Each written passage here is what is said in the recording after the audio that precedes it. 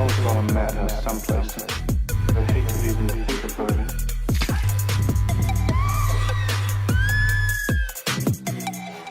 He's alive! He's alive!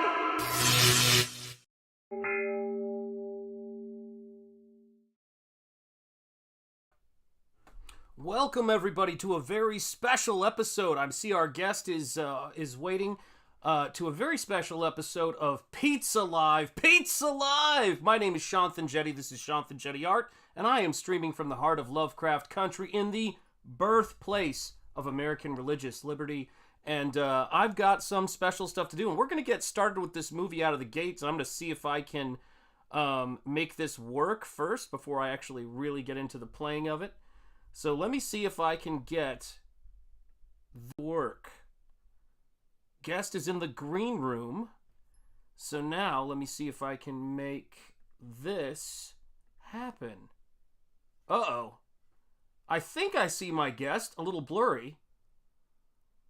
But let's see if we can hear him too. Oh wait, muted sound levels. Okay. I don't know if that's me or him, but I do see him. His camera is a little blurry. Why is the sound muted? Oh, wait. Hang on. Interview. I got it. Jericho, go ahead.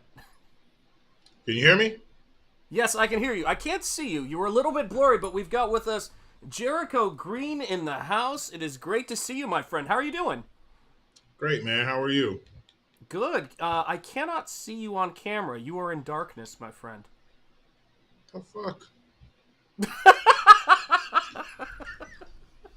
Let's see. I don't know if it's your webcam not hooked up or what thing. No, it is. I use it all the time. Oh my gosh. I use it all the time. Why is WTF? I know. What is happening? Oh, there he is. I guess it's using my laptop camera. That's what it was doing. It is fantastic to see you, my friend. How have you been? Great, man. Good to see you too. How I'm have going you to take been? you back. Uh-oh. Here it comes. I thought it was going to be a zombie attack back there or something. Oh, shit. So, Jesus, Jericho. I'm sorry, man. Hold on. No. Listen, folks, let me help you guys with this real quick. First of all, there we go. Jericho knows what a professional outfit I am. And if you've ever seen us stream together, you know that professionalism is my middle name. Today we're going to be talking about a movie that I actually don't know if you have seen, Jericho. Have you ever seen Dawn of the Dead? I've seen the 2003 version with Ving Rhames. Oh, well, this will be a life changer. So here's how we do things for everybody in the chat. We've got the link on YouTube to the movie, and I'm going to be playing a cracked version without audio, so that you guys can, keep pace with where we are, so everybody can sync up to that. And we're just going to go from there. This is something I usually do solo, so we're going to see how nuts this becomes. So, if you want to open up the link when you get a chance or another window just so you can hear audio and see the movie better. So nuts. It's going to be amazing. It's going to be life-changing, folks. So I'm going to start the movie here. The TV is busted to protect us from any copyright trouble. So I'm going to start this movie off with a bang, and everybody can sync it up accordingly with it. So this movie came out in 1978, and it is every bit of 1978 that you can imagine. Yes. They were glory days, as many people have said, and we're living in them again. Right? Yeah, absolutely, man. Yeah, Dawn of the Dead. I've, like I said, only seen the 2003 version. I mean, and it's not like that one was taking home the Oscars that year either, but it'll be interesting to see how close to, I guess this would be the original, that they kept it. Yeah, I mean, it's one of those things, Mark's Music Obsession says, hey, it was a good year. Was a happy kid during those years. Yeah, I understand, man. I've been there. And hail Mark, it's great to see you. couple more years until I arrived on this floating rock, Yep, 80s baby. But I've been there too. Listen, you didn't miss a thing. I was born in '76. You dodged a bullet there. You dodged a bullet.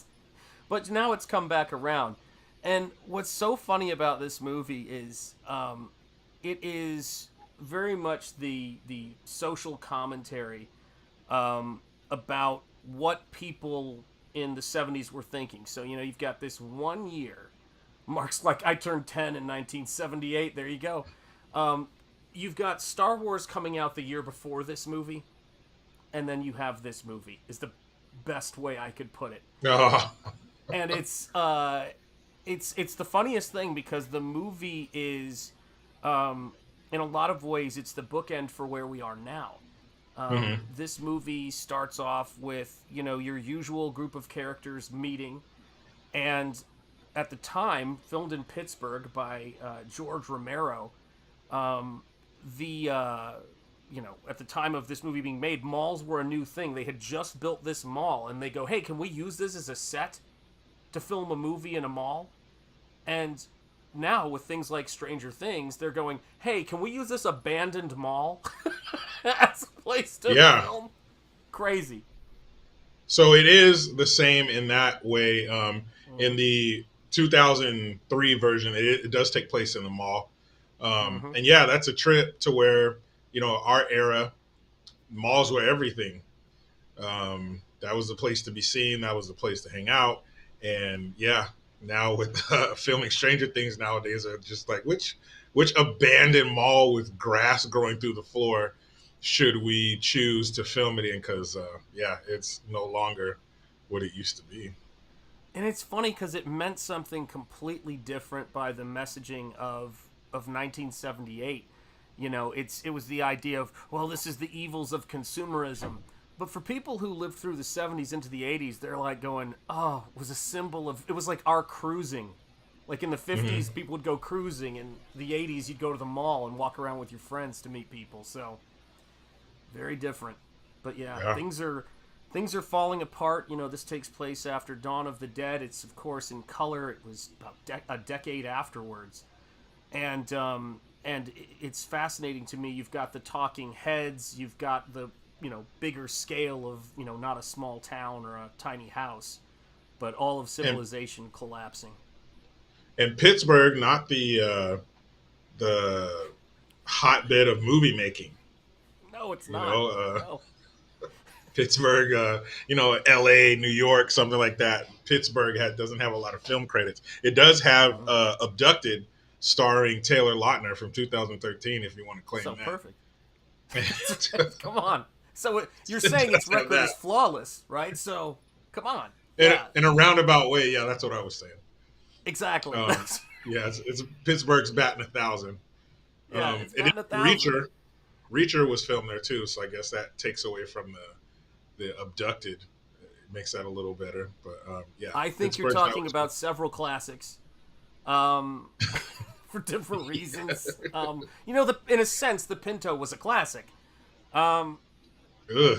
It had its problems because of the year it was made in. Yes, but yes, not a lot of other things about the Pinto that would make you call it a classic. That's for sure. Unless you consider exploding gas tanks a classic. Yeah, exactly. Hail Cranberry. It was a miscalculation of engineering. Hail Cranberry Langer's channel member. It's great to see you, brother.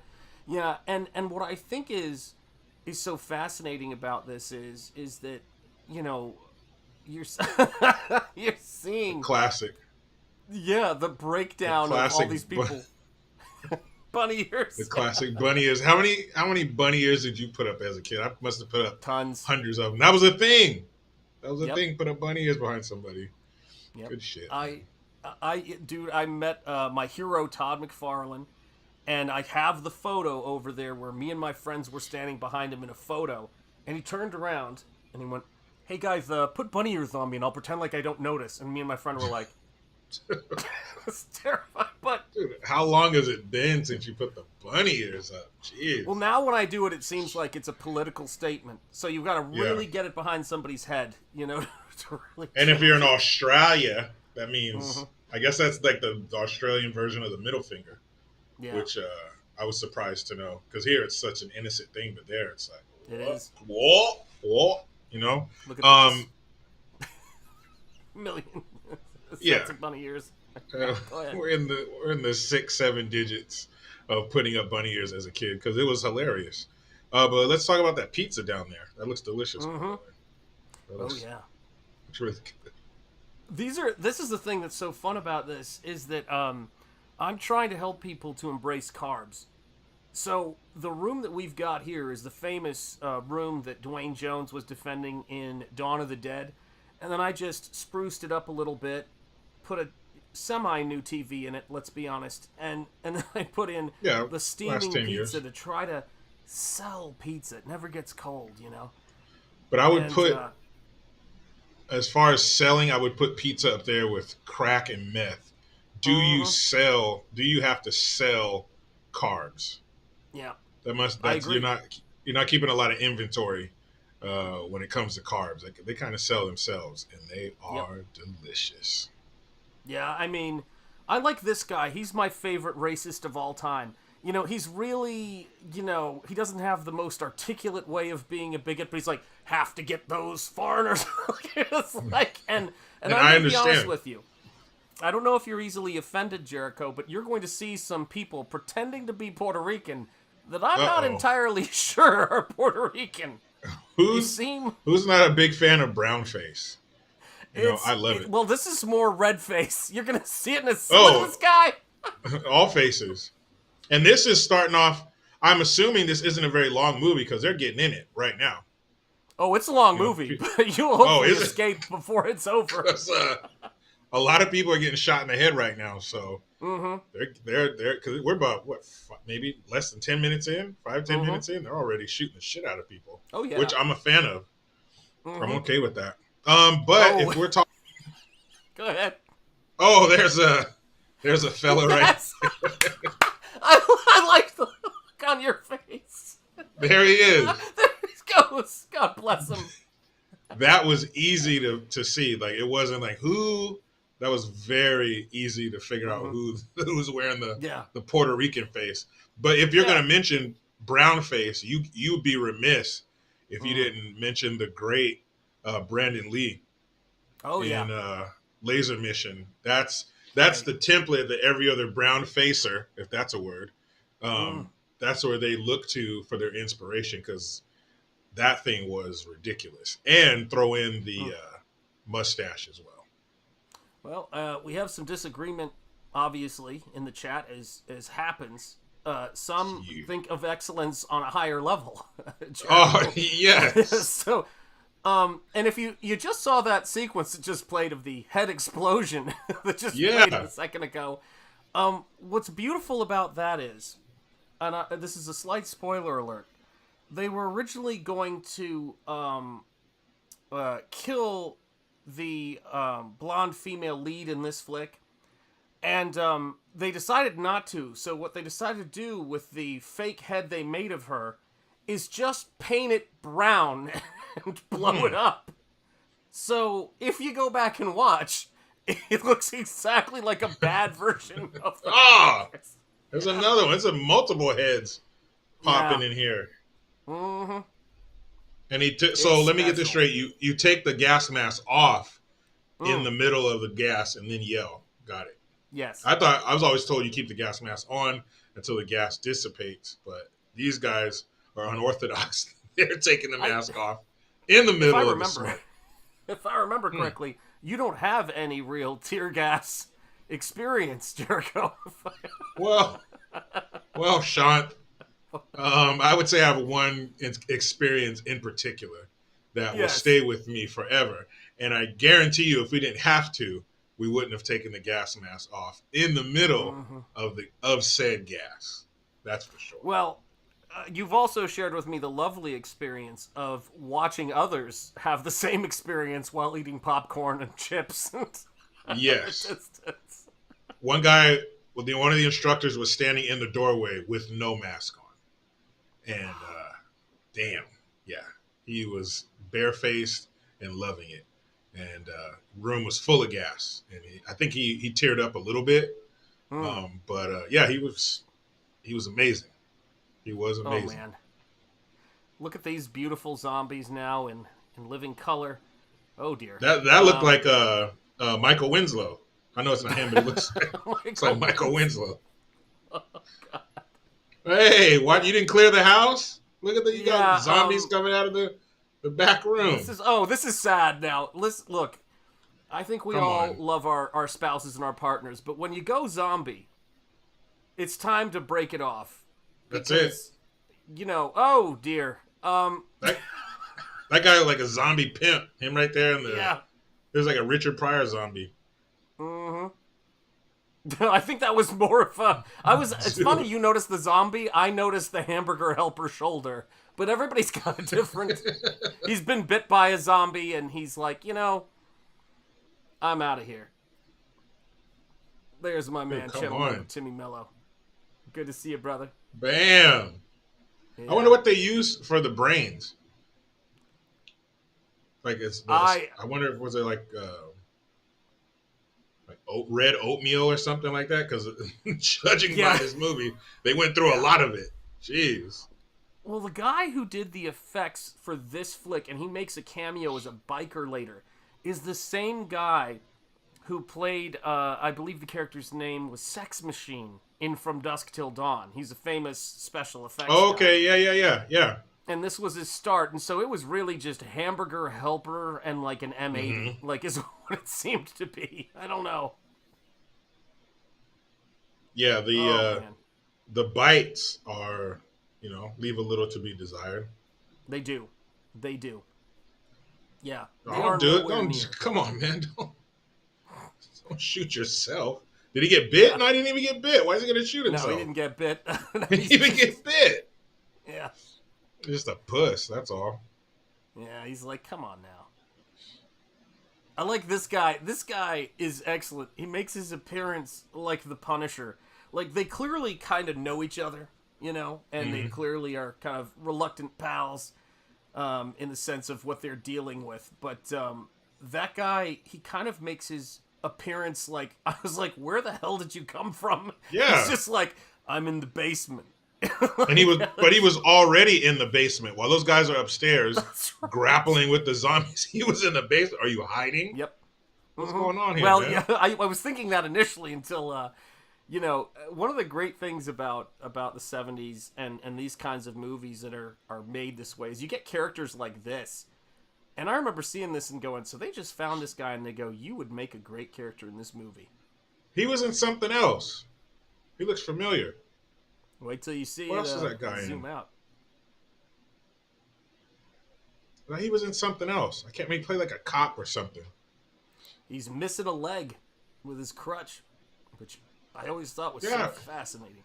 Who is that guy? Damn it, I've seen him in other stuff. I'm sure in this movie the craft service table was just Coke. Can we agree on that? Well, I have to be honest with you. It was probably crack. It was ahead of its time. Because this was a low-budget film, Jericho. There was they didn't have that kind of money. Yeah, they probably brought their own food on set. A lot of sack lunches, a lot of thermoses and soup in it.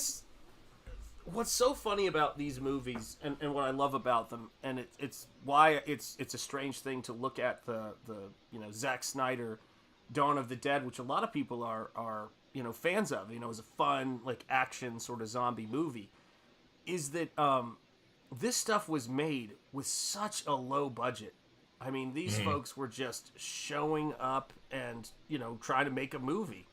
Love to hear it, Paulus Arts. I stuffed myself on pizza. That's what we do here. Hey, good. You're going to be stuffed. It'd be with pizza. These guys are gorging themselves on fellow citizens and, Oh, yeah, I mean they're not mailing it in. It looks like everybody is, bringing it. But what you find in a lot of these movies is like these guys don't seem to be completely blown away that there are the living dead upstairs. Yeah. Like as far as I can tell, these guys are cops. They don't deal with the supernatural, and they're taking it pretty well that they just, shot multiple people in the head. Well, I don't know about the black dude. He's probably hiding in the basement. judging by where you came from. The scene. Well, yeah. Then he goes into this room in the basement where let's talk about the guy's like hanging out down there with his crutch, and then he's like, I'm watching over to gave last rites to the room full of zombie former parish members eating, having dinner, and he's just like, I'll sort it. Good That's Lord. old school. We have the wooden crutch. It didn't even have the aluminum, the aluminium crutches. I don't know. I just don't have a lot of faith in those boards they nailed up. No, I don't either. They didn't seem to make it happen upstairs. I don't. And I was right. The boards came off easily. Now, what I probably would do, and again, I'm not in this position. I've never dealt with hordes of zombies. I'll be honest. Yeah. But I would probably step back and then empty my weapon into all of them. What's odd is when you said that sounded like somebody who has dealt with hordes of zombies and what they would say to try to lie to you, Because I've never said that to people, because I'm not, like, I've never said something, like, why would I have to say that if I hadn't? Right? Interesting. Well, so when you were dealing with hordes of zombies, what was it like? Yeah, and I don't deal with one or two. I only deal with hordes. I'm a horde specialist. Right. So I'm not getting out of bed for 3. Yeah, if it's less than 25, call somebody else. But if it's 25 or up, I'm there. And I specialize in hordes. And again, whether it be, I don't do low number of zombies, but I would imagine the same thing would be done is to step back and shoot all of them. Absolutely. Yes. And these zombies seem to be okay. I would just lock them in there and let them eat. They seem to be pretty mellow. Yes, 100%. And to be clear, what Jericho said is he only deals with hordes with a DS at the end. Don't you dare. Don't. People I have a couple zombies. I got 3 zombies out. No, don't bother me. But that's 25 and up. Ship them his way.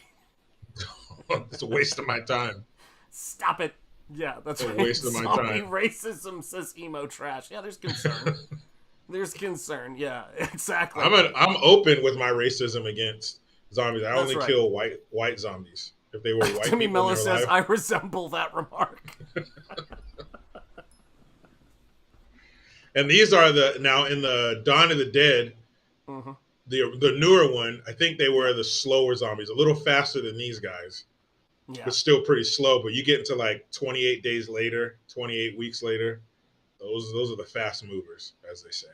I'd be a little worried. Yeah, I mean, that's let's be clear. You can't fall out of the basement when it comes to the speed of these zombies. No. I mean, these guys are just like, they're not running track. Let's call it what it is, No, there's no Flojos in that group. And I was going to make that joke. We got to be the same generation.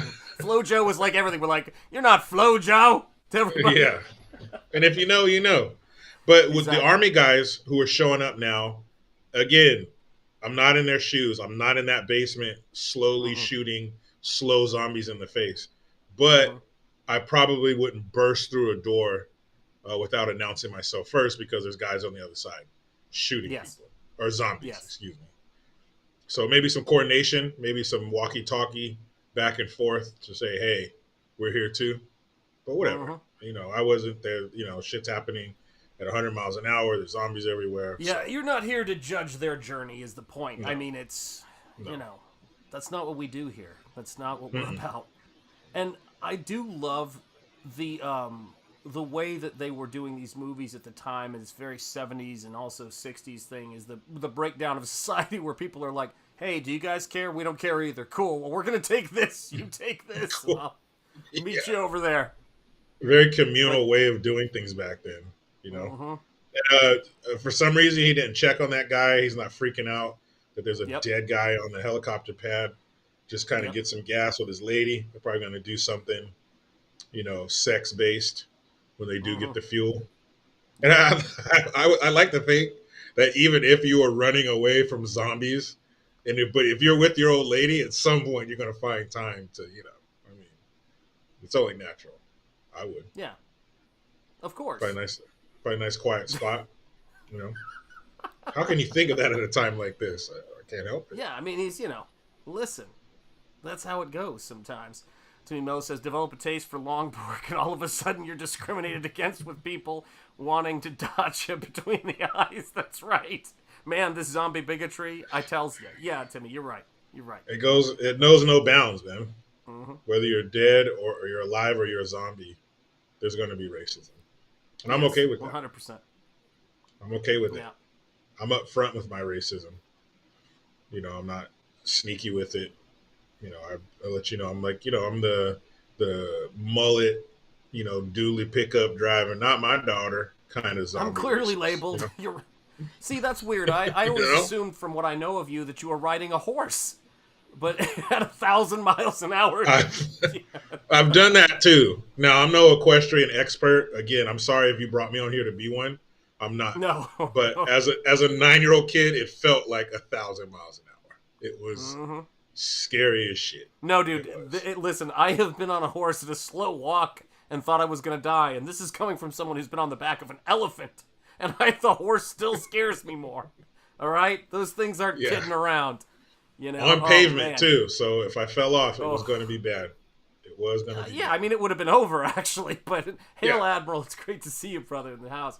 Yeah, I mean, this is a really interesting... We are 20 minutes into this movie, and you have got, essentially, your 4 lead characters meeting up. You know, and it's like, here are their skill sets. We've got a character, of course, goes by Flyboy. You're never going to believe what he does. He flies a helicopter. You've got his lady friend, and then you've got the 2 SWAT guys who are not exactly, and you saw this during the breach, they're not exactly, they're not partners or whatever. They just kind of have a similar sense of, we got to get the F out of here. Like, society has fallen. This is ridiculous. You know. Yeah, and that guy is Flyboy. His nickname's a little on the nose, if you will. Like those guys' nickname are SWAT guy. I'm out of here. Well, and she was also known, and this is kind of tragic, is lead white girl, which I thought was, again, that's messed up. First of all, I thought that my missus was lead white, but whatever, it doesn't matter. Well, in your life, she might be Sean, but I think that's her pet name. I mean, that's what I call her. No, that was in the vows. I put that in the vows. You are now and will always be my lead white girl.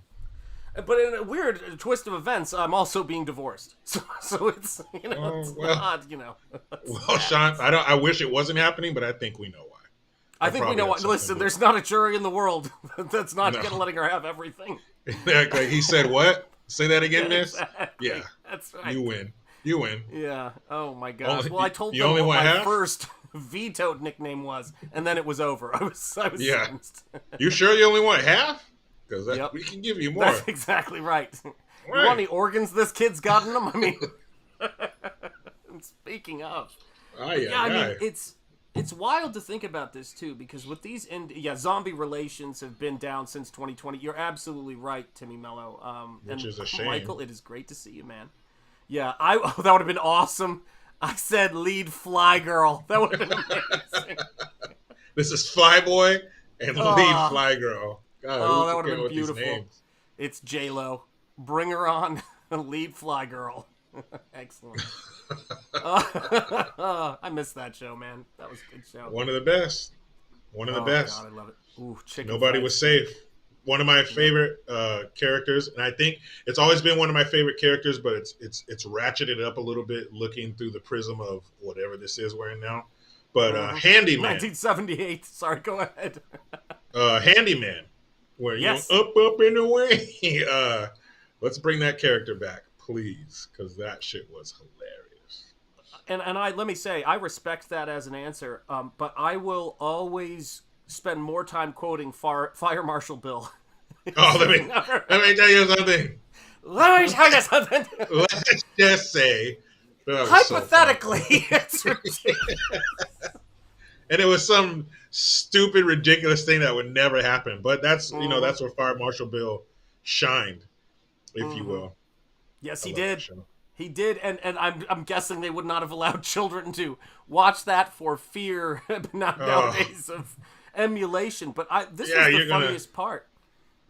This is the weirdest thing about these movies, is that the commentary shows two people doing pretty okay in this, and it's of course people with military training and good old boys who held on to their firearms. It's like, hey, fly boy, what are you doing? You can't be dozing off. You're the only one who can fly this damn thing. You dick. What are there you it is. doing? Yeah, I remember doing that in boot camp because you have your canteen on you, and you put a little water in here and splash on your face, and then pretty soon you'd have to just go stand up in the back of the class because Sandman he's already sprinkled it on you. It's going to happen, and that's what you don't want is to be caught sleeping. So, but yeah, we did a whole canteen trick. Yeah, Timmy Mello says nothing says getting through the zombie hell like cracking open a few cold ones with friends and firing. Look, that's how I want to experience it. You know? While he's flying. You want to have a little buzz while you're flying, you know? So we're fueling up this chopper, and I got to tell you, this is something that you would never, ever see in a movie nowadays, as far as I'm concerned, which is we're going to see our basement covert SWAT team murderer take on a very unlikely duo of zombies in a minute, and I'm gonna let you experience it for the first time, Jericho. Thank you, because you never forget your first. I don't think I'll forget this. Now, I don't want you to have flashbacks, because this might remind you of bedtime, is all I'm gonna say. These guys are out there loading guns, chugging beers. Hello. Yep. America. That's right. America. And this is before DUIs were illegal, too, by the way. I don't think that happened until the early 80s. Whoa. This scene does not reek of military bearing. Everybody just kind of hanging out, smoking and joking, twirling their pistols around and shit. But how fun would that be to be on the top of a hill in this huge meadow just blasting zombies as they walk across real slow? I think I'm a little ahead of you here on mine. Let me see. Which one? What are you seeing on your screen? Are you seeing... They're still shooting the zombies coming over the hill. You got the guy looks like he's from Jaws in that beanie shooting zombies. Now we see the handprints on the glass. That airplane, little Cessna. Shout out to John Denver. Oh, shout out to John Denver. Yeah, I'm actually ahead probably about, let me see, about 3 or 4 minutes, I think. Really? Okay, well, I can fix that. It could just be it broadcasting here. So I'm at about 28:40 on So let's see. Let me pause it so you can catch up here. 28:40. I'm at 30:06. You're at 30:06. Oh, I guess maybe you're ahead of me then. Yeah. Oh, I'll go back. Where are you at right now? Have you gotten to the part where they're refueling the chopper? I was just there. Oh, nice. So you saw the two kids attack. They're already at the chopper. Yeah. Wow. And they just keep. This is the second time they fuel that chopper. So do they know where the fueling stations are? I mean, it's great luck. I'm sorry. I just watched the top head of a zombie come off from a chopper propeller. Holy Lord. That's beautiful. That was bound to happen. Yep. It's going to happen anywhere. That was bound to happen. They're trying to look for a place to land that is relatively zombie-free before they run out of gas. Oh, dear God. Sorry, I'm just watching the kids attack. Okay, I'm about to get to that part. Yep. The wind. Hold on, let me see if I can get there. Damn, fucking these kids up. Dang. Yeah, that's not something you see in movies these days, I'm going to tell you. No, man. You never see the kids get worked, but those kids, kids didn't make it. They got it. They got Los it. Niños zombies. Also, that's similar to the newer version that I saw because it wasn't two, but there was one little girl. Yep. She, but I don't think they killed her, but she was definitely a zombie. Oh, I remember that was a hell of an opening. Yeah, it was their they daughter. had more money for the effects. Yeah, that was scary. What a situation to be in. What would you do? Because that's your baby, but it's not anymore. Yeah, it depends on how much decay I'm seeing. You know, that really is the But she turned though. She turned. Yeah. She was a zombie. You want to be certain to be clear. You don't want to just guess at that point. You want to be Do you want to watch CoComelon? Clear. Ah, all right. You're a zombie. She was throwing a tantrum, Sean. What the fuck? Oh, my bad. My bad. Sorry, she had that look in her eye. She had blood in her mouth. What do you want me to do? I've seen it. She just bit her tongue. Whoops. I know it happened. Oops. Yeah. Okay, so I just saw the zombie lose the head with the blade. So I'm way behind you. Yeah, according to this thing, and I can never tell. Let me just double check. It says 31:38 on mine. Okay, so now the kids. I'm at the scene where the kids are getting it. Yeah, I'm ahead of Why does he keep having to cock his gun? Like every time he shoots, he's like, dude, that should be done once. How many bullets you got in that damn thing? Like 2? Yeah. I mean, look. God bless this movie. God bless us, everyone. Yeah. Oh, see, now the monocle is coming out. Look, this is the thing. You know that was going to happen, Sean. I knew it was going to happen. Well, you know what's so funny is that with all of these flicks and during this time, it's the triumph of concept over cash. You know, that's really what it is. Take care, Cranberry Langers. Much love, brother. Painfully obvious here in this movie. You know, it's the strangest thing. Yeah. It is the strangest thing. And that character, I don't know if you know, his name is Flyboy. And then... Yeah. What does he do? Yeah. He drives a motorcycle. And oddly... He's a motorcycle nut. Yeah. That's right. Who'd have thought? Yeah. He's in the Navy on a submarine, and just dyslexia really took him down. It hit him hard. Yeah. Well, there's dyslexia, and then there's Flyboy. Yeah, I mean, this is the craziest thing about this, right? So you've got... Now, I don't know anything about malls in the 70s, but in this mall, there turns out to be a helipad on the top of the mall, which You never been to the mall with the helipad, Sean? No, I'm from Chattanooga. We didn't even have a mall. Oh, you guys didn't have the helipads back there. Ugh. Yeah, you missed Walmart out. was our town hall, so it was, You missed out, man. But it's weird because this mall is not deserted because of the apocalypse. It's deserted because it's brand spanking new. Yeah. Without just the zombies, and that blows my mind. To think about, I remember when I was coming up, you'd hear stories about cruising and in movies like American Graffiti that were, before I was born, for that matter. And you'd see these flicks and you'd go, wow, that was like a lifestyle, But now we have the mall. That's gonna stick around. It's like, that'll be here forever, just like the videotape. Well, look at Blues Brothers, 1980, the classic scene where they drive through the mall. So I think that's when it was like gaining its popularity, but that was, right at the beginning of the decade. What a great scene that was. Amen. That always called to me as a kid, the scene in the mall, where they go in like the sporting goods store and gear up or something like that. I always love that. Bill and Ted's, man. Genghis Khan in the sporting goods store. Keanu. That's right. Fatal Beauty with Whoopi Goldberg. Low Down Dirty Shame with Keenan Ivory Wayans. That was a big time mall gear up fight scene or whatever you want to call it. Has to be done. These guys are very unorthodox with the way they carry their weapons, by the way. I assume they're trained, SWAT and all. Yeah, of course they're trained SWAT. Yeah. Very willy-nilly.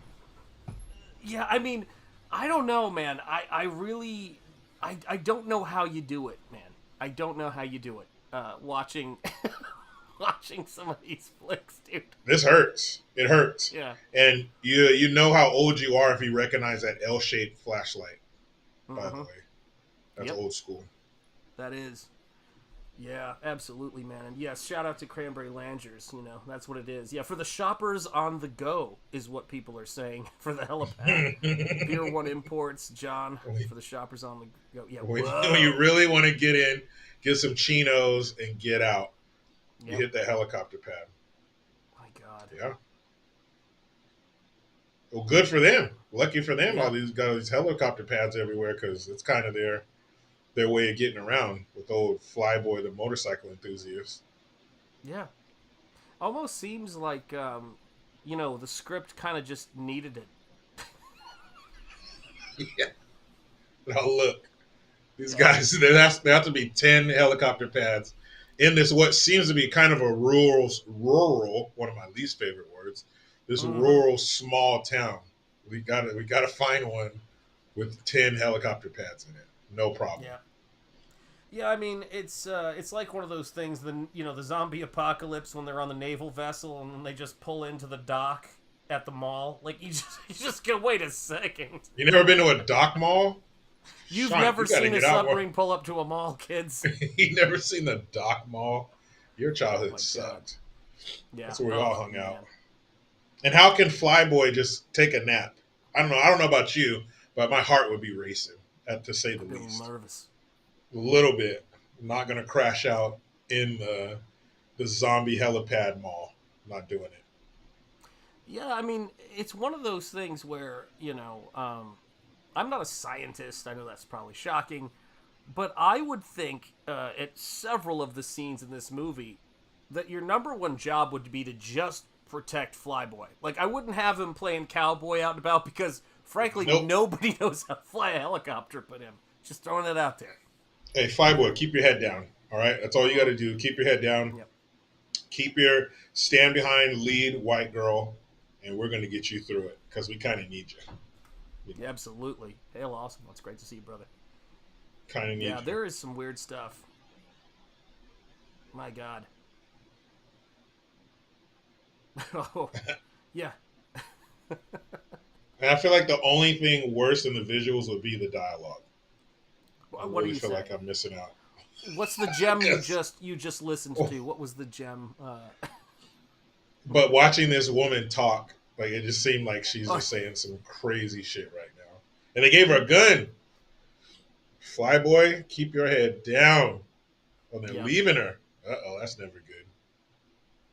Well, it depends on the situation. when the two badasses leave, it's Yeah. never good.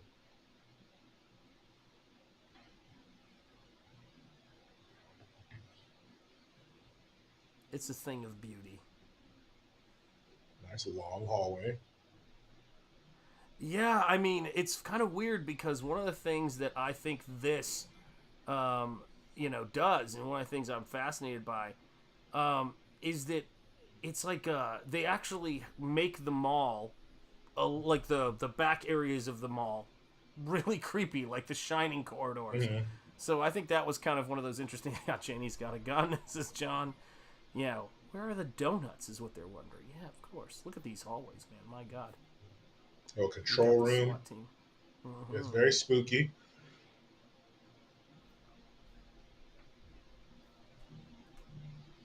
A giant set of keys. Must be a janitor nearby. Yeah. Thank you, awesome one. Way to get it done. You don't see those anymore. You don't see a giant ring of keys that's heavy enough to beat somebody to death with anymore. Somehow I mean, I think janitors have not lost their giant set of keys, man. I'm married to a teacher, and that keychain is ridiculous. But this was like one of those like gymnast rings. Oh yeah, I see it. Yep. Damn. Yeah. It should have a little tag on it that says you're effed. If you need to have a tag on it that says that's enough. No more damn keys. In an emergency, it has a cyanide capsule on it. You're fumbling and can't get the right key, just swallow it. Yeah, it's over. Yeah, in a zombie apocalypse, you're done. Just swallow it. It's too Let the funny, zombie man. bite your forearm, get it over with. Let's go to the mall. That's right. When does Robin Sparkles show up? There you go. My janitor. My janitor never had to beat a guy to death, but he did anyway. Yeah. Now that's a good janitor. Well, listen, some people put in the extra work, Well, when he says, dump your trays in the trash after you eat, that's what he means. Yeah. And if you don't listen, you could be beat to death. Oh my gosh. I used to have 6 rings of keys when I was a county facilities administrator. I had 56 buildings. Damn. Mark's Music Obsession, we salute you, sir. God. And probably knew what every damn key went to. Mm-hmm. He could find the right key in the dark, blindfolded upside down. Yep. That's just what by it the was. ridges. Like Major Payne. He would just hang upside down and blindfolded and just feel the keys. There Hey, it is. dedication, man. Dedication. Yep. Awesome one says, I remember watching this with Machismo, Yeti, and I think Yellow Flash before he was famous. Yeah, this movie, as you can tell from the link, is all over. It's I don't know what the rights or things of it are, but there's several places it's been, uploaded on YouTube, which is such a bizarre, it's crazy. Yeah, I don't know how Mark got it done.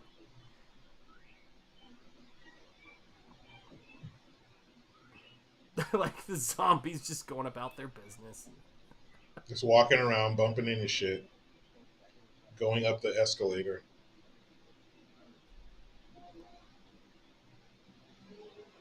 Oh. Oh my God. Yeah. It's lovely, These zombies are the worst. Yeah, they well, I think that the thing that's great about these zombies is they really elevate the level of incompetence, I think, of some of the decision making in this. I mean, and how are they riding the escalator? Mm-hmm. How do they know to ride the escalator? This movie was innovative in that sense. I feel like These are smart zombies.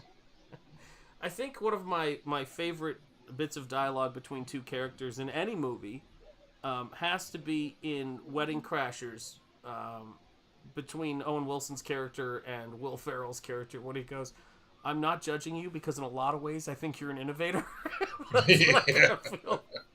I kind of feel that here with I'm just this trying to movie. understand. Hasta la pasta. Yeah. And he was able to fight back 100 of them and close that door, so that's pretty good. Mm-hmm.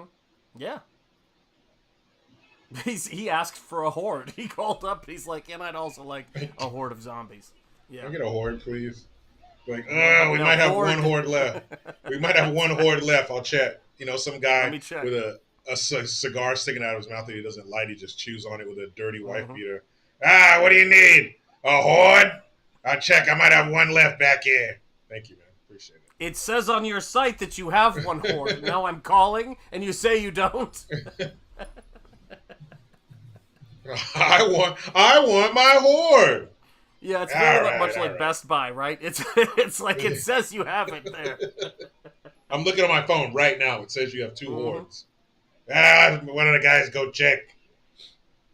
The funniest thing about this movie for me, and that just cracked me up, is my wife loves this movie. Now, she doesn't love maybe Admiral Wackass has got your hook up.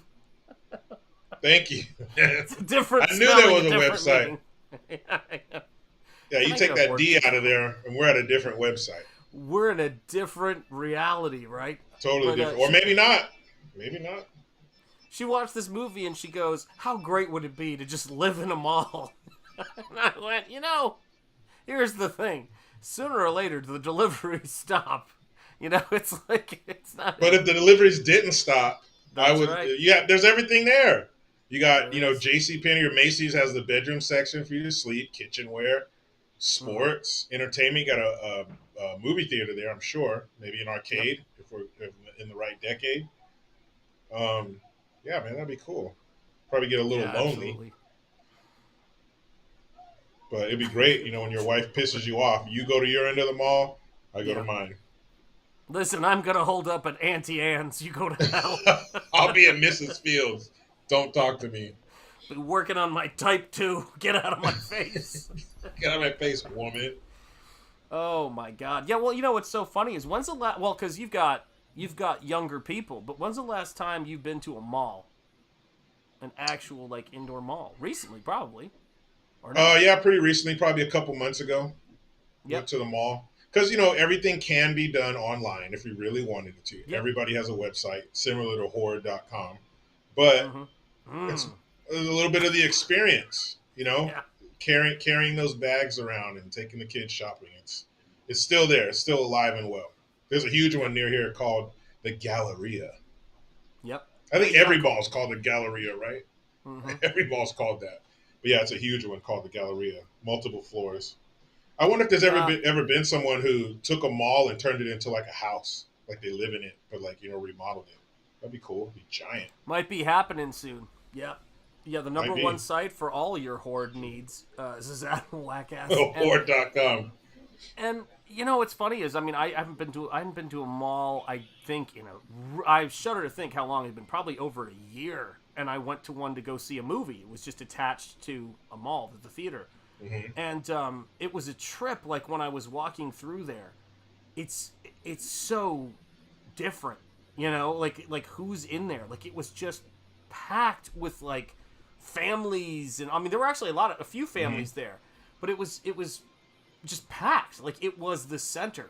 Like Target is more packed than the average mall is now, which is a trip, man. Weird. No, it was pretty. There was a good amount of people at the mall. It was pretty full. Still have. You're right. There are a lot more families, or maybe it's been like that. And we just didn't notice it when we were kids. But a lot of families, but also a lot of teenagers, a lot of stupid ass teenagers with their friends. I don't know. Young people in public make me angry. Like teenagers, I don't know. There's something about them, but whatever. Maybe I'll work through that. That's my thing to work through. But man. Well, listen. Yeah, I mean it's more grumpy with a smile. Look at all these folks. Yeah, we had 3 theaters within 10 miles of our mall. There you go. We give. Let me see here. Go ahead. Our mall had one. It was across the parking lot where I grew up, Century 14. But yeah, it was on the premises for sure. Yep. Yeah. It's a strange thing because it's like, it was like, what are you going to do? We're going to go hang out at the mall. It was really the cruising of the 80s and 90s. It's a really strange thing. You know, and you would all your friends would be there. You'd see kids from school, but it was the place to be. You know, the mall was the place to be. And you do some shopping maybe, but usually you wait for your parents, to do heavy shopping. But yeah, you were definitely there to kick it, hang out. There used to be cruising in the town that I grew up in, but it was outlawed for a long time, and they just recently made it so you can do that again. But cruising, that was the shit. Admiral, cruising became a much different thing in the 80s. I understand, yeah. Yeah, cruising for what?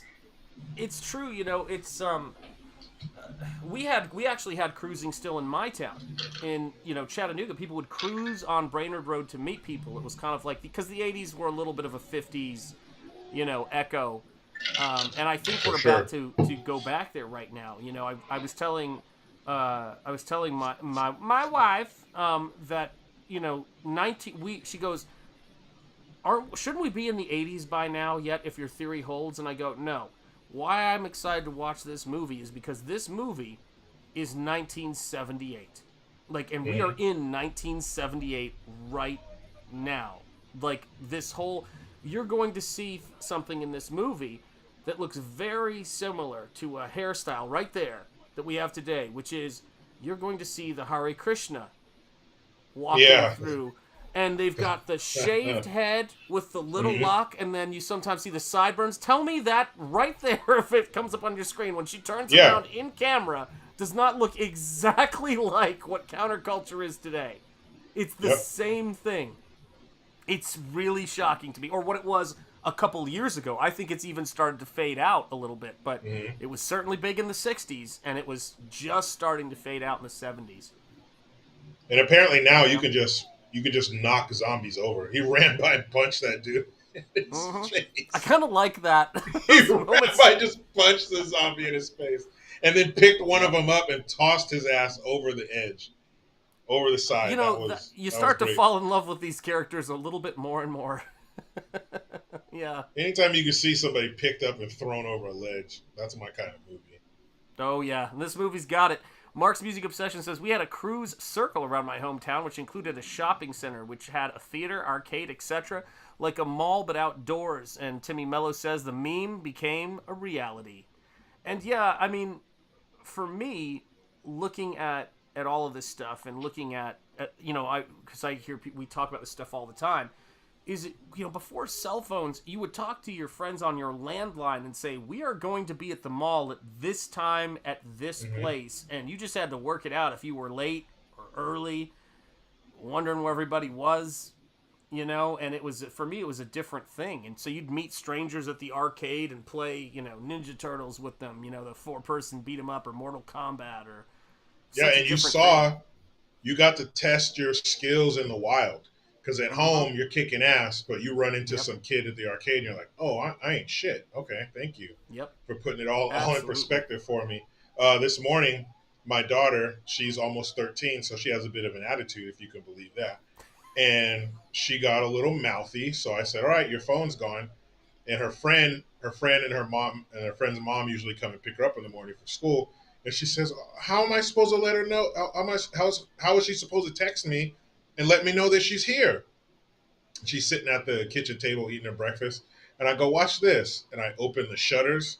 And I was like, look, you look out the window and see when she pulls up. Because that's how we did it. Like you just said, you'd call, hey, I'm on my way.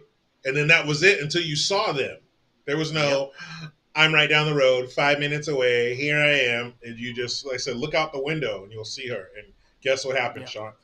She looked out the window. And when she got here, saw her again. Oh, wait, what? Sorry. No. It wasn't that dark. Okay. No. Go ahead. Yeah, being, you know, the whole clarity, you know, the whole see-through thing with windows, she was able to see her friend pull up and then walked out there and got in the car. It blew her mind. It really did. Yep. And Jordan Horst, my man, is saying he grew up in the country, 35 to 40 minutes from the city. The mall wasn't common. Wasn't a common hangout. It was once a month thing. There you go. Yeah. Shanth is broadcasting through a converted toaster attached to a telescope. That's absolutely correct. It's working though. It's working. It happens, you know. And you know, it's a very strange thing, because I think that the next thing, this is what the 70s to 80s was. It's the end of one thing and we're moving into another thing. God, that the Hare Krishna haircut just He's back. Every night.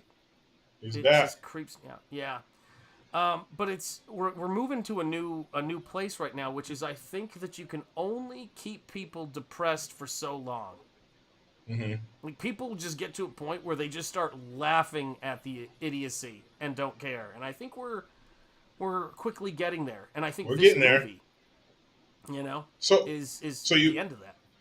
You mentioned something that's very true now that I think about it, is how the 80s had residue from the 50s in it. Diners were still a thing, cruising and stuff like that. How is it? Explain that. How, because they're 30 years apart, how did the 80s have some of the 50s still in it? It jumped because it was the how do I put it? The parents being nostalgic for their time and creating culture, and then sharing that with their kids. So it's weird, but it was the how do I put it? And it was partially the rebellion against, like, this is the crazy thing people don't understand. It's like the people who think you can raise a generation and it will be ongoing. For every generation that thinks they're hip and cool and they're the latest thing, that somehow never thinks they're going to grow old, there's a generation waiting to do the opposite just to tick them off. And so you had a bunch of folks who, you know, were, you know, maybe grew up in the aftermath of the 50s and they got a little bit nostalgic for the music. They were trying to find pop culture they could bring.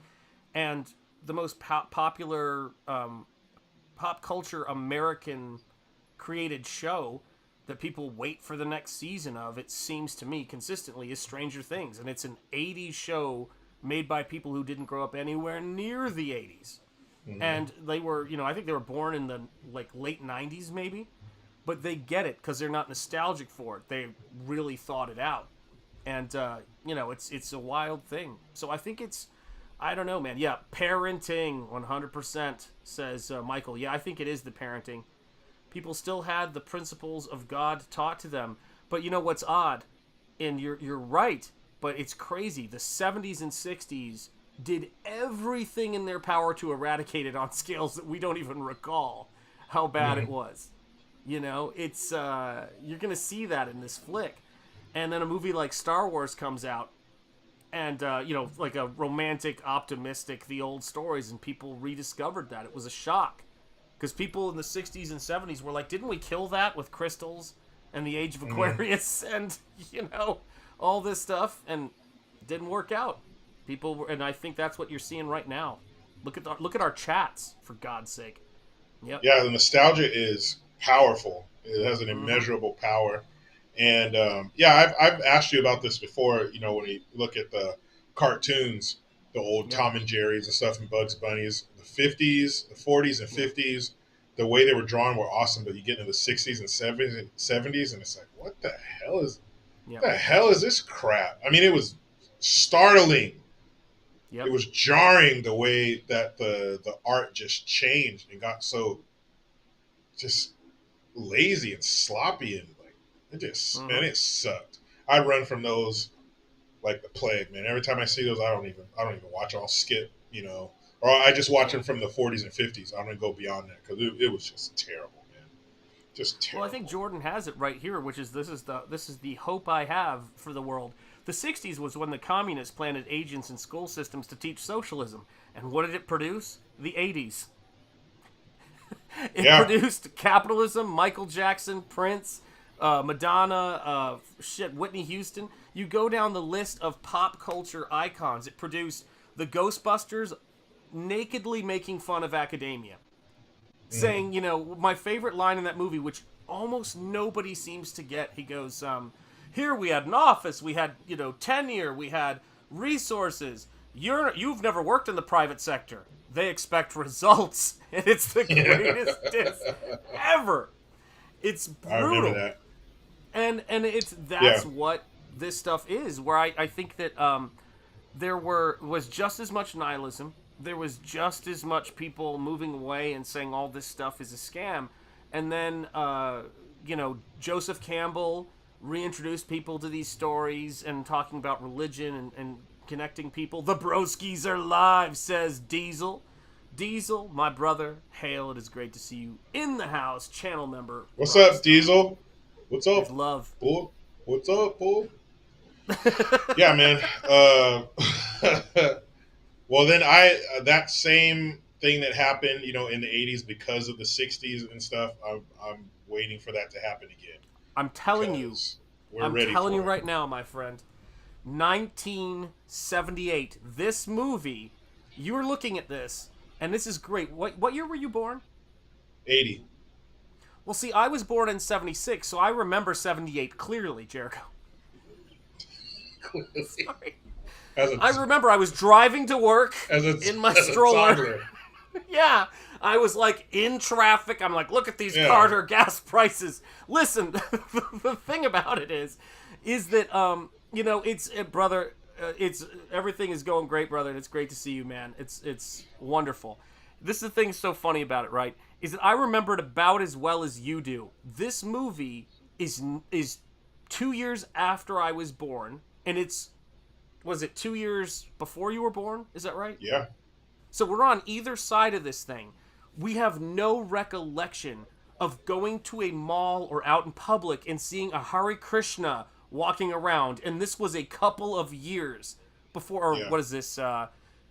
7 years before you were 5 or 6 or 7. Do you have any photos of them in the background? Not that I know of. Things? In Pittsburgh, you think? No. I hadn't made it to Pittsburgh yet. Yeah. So there's going to be a time when people look at all of the craziness of the last couple of decades. I think it can't be stopped. It's a force. It's a natural pendulum swing where they laugh at it like we look at that period in the 70s. It is 100% gonna be that Son of Liberty's busting on us. Y'all are both babies. I was born in 72. Yeah, what? Yeah. But you know what? What I hope for when that happens, I hope that we realize it and we notice the change, because we deserve to revel in that, because of the Andy Dufresne, the 200 yards of raw sewage that we crawled through to get to it. So I hope that we notice that change, that shift, and we are able to bask in it and enjoy it, because this version of 1978 that we're living in 2 years from the 80s is almost unbearable. But the 80s, and we embraced it. We embraced the 80s. The 80s were awesome. They were. And everybody enjoyed it, man. It was. And my daughter asked me today, we were listening to Janet Jackson on the way to her dance class, and she said, was anybody more famous than Michael Jackson? And I said, I don't think so. I don't think. Do you mean if you get to yet? Do you mean yet? I just, there's, the Beatles, Elvis, all these huge celebrities in the music world and actors and stuff. But Michael Jackson, maybe his fame was different. Maybe somebody was more famous, but not his kind of famous, because there's people now still getting famous dancing, doing his moves. I remember when he did the moonwalk for the first time on the Motown. The Motown 25th anniversary. And the next day, you look out and every kid is on a piece of cardboard with their penny loafers on trying to do it. It was just... Yeah, that show was that Ed Sullivan moment of Elvis's first performance. And people for decades said, we are never going to see another Elvis Presley. We're never going to see that. And that is... Here's the thing about it. Excellence can really only happen when all of the idiocy and the political, will to be miserable weakens. And it really has weakened.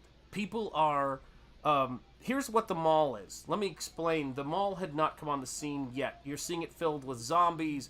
This was a classic 1978 film, right? It's a movie that's saying, look, the mall is going to turn us all into wandering consumers, zombie as consumer messages. Let me tell you what, the mall existed and thrived just like car culture in the 50s because it was a time of abundance. And those were great times. You would go out and you would have a great time. And I know they're great times because they're still listening to the music.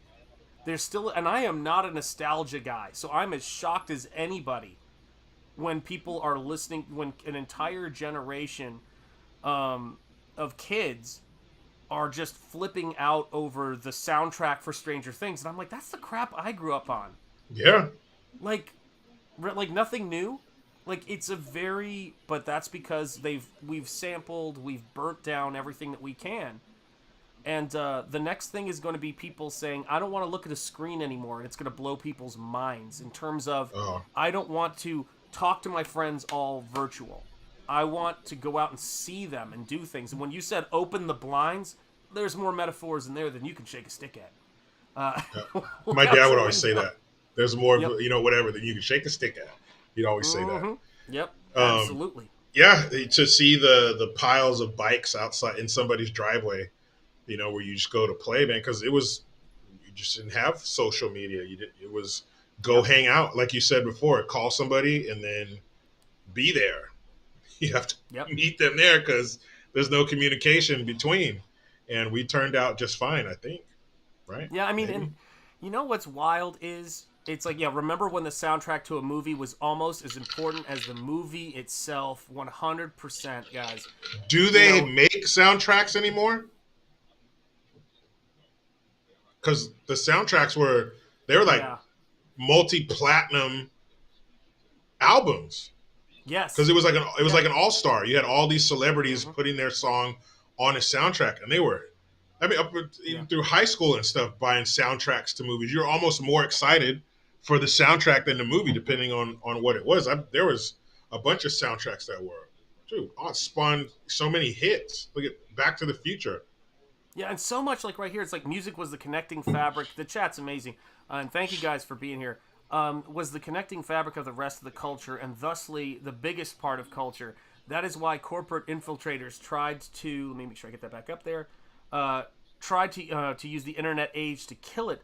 A great film score is a lost thing. Good music makes a film memorable, in my opinion. And Mark's music obsession could not be more correct. That's how you knew where people were. The bicycle piles. Yep. That's right. It's a trip, man. That's right. And we've, talking about the movies we've talked about in the past, the score is everything. Yeah. The scores in the movies were everything. The scores were another character in the movie. And they were so awesome, man. The Crow. We're in 1978. Yeah. We are, guys, I want to give people peace of mind when I say that, because I talk to people and I go, I feel like I'm turning into, like, now the round glasses don't help, but I'm turning into Gandhi. The older I get, the hairline will get there eventually, where I'm going, whenever I despair, I think about all through history. There have been tyrants and murderers, and for a time they seem invincible, but in the end they always fall. Think of it. Always. Like, I hear that quote in my head and I go, there have been movements of everything's a lie, everything's despair, everything's whatever, but the human spirit, and it's a wild thing. When it happens, you don't believe it. You don't believe that it's so sudden. And just like we're in shock, or we have been in shock watching stuff get to this point, it's sort of like culture is and the populace is a sleeping giant, and it takes a lot to get us to turn around and go, what? And we are at that inflection point where people are going, we've given you enough time to prove your theory of how things work, and it's been a freaking disaster, and we're done. Yep. That's it. A long time. Giving them a long time. Giving them decades. You've had your chance. Now give it back. It's like giving somebody control over the radio on a road trip. All right, you had your chance. Your music sucks. Give me back the controls. You didn't know what to do with it. We gave you a shot. Yes. It. Well, yeah, and I like this. Go ahead, please. No, go for it. No, go. You said you like this. Go.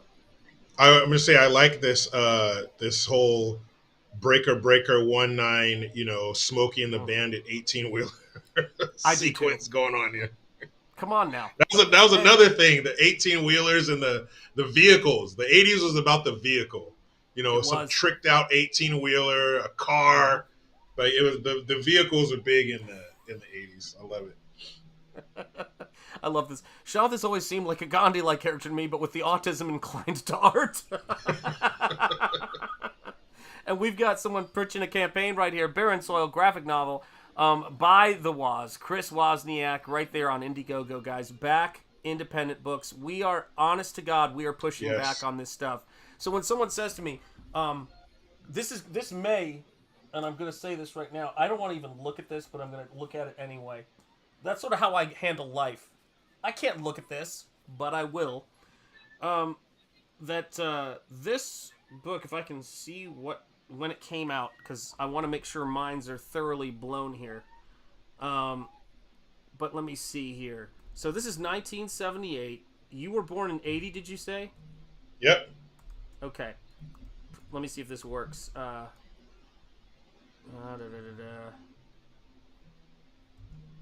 here.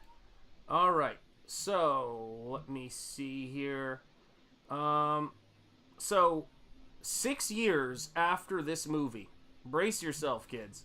6 years after this movie, 1984, Teenage Mutant Ninja Turtles, a small independent comic, was released. That's the swing. Wow. So 1 year before this movie was Star Wars, and it was like nothing else on the screen. What was on the screen? Things like this. A couple of years later, it was Empire Strikes Back, and of course, more importantly, in 1980, Jericho Green was born. Most important. I pretty much set my clock by that. There's before Jericho Green, and there is after. And before was a wasteland. There's I remember BJG and AJG. You know? Yeah, I mean, I was sort of like, like a prophet, like in the movie Dune. I was slamming on the table and I was trying to prepare the way. 4 years out, I was 4, going, "He comes now," and it was creepy. But you look at this stuff and the kind of cynicism about the news, which I do think they capture incredibly well in this. That they show the two news commentators arguing, and then they cut and they go, "Well, yeah, so like, what are we doing?" And it's like all a show. Their argument is all fabricated.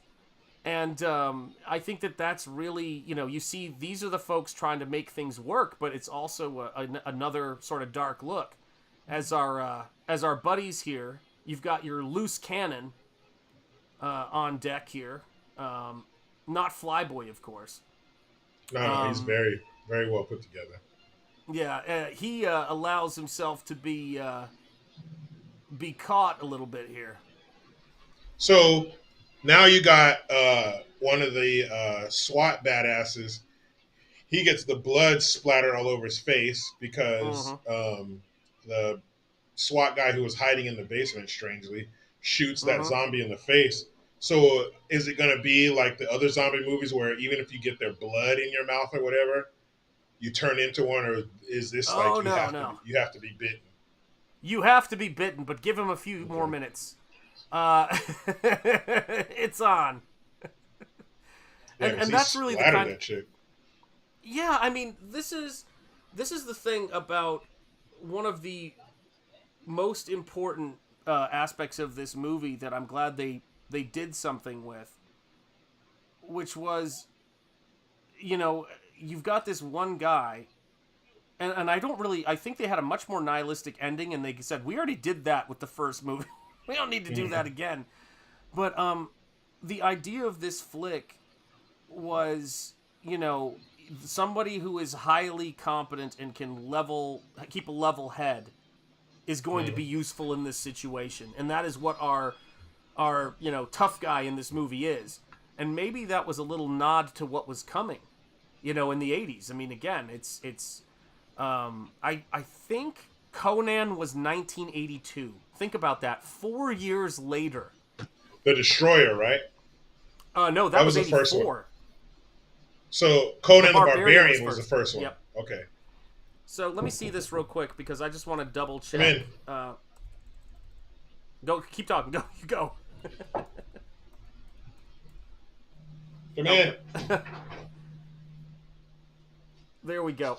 So everybody understands.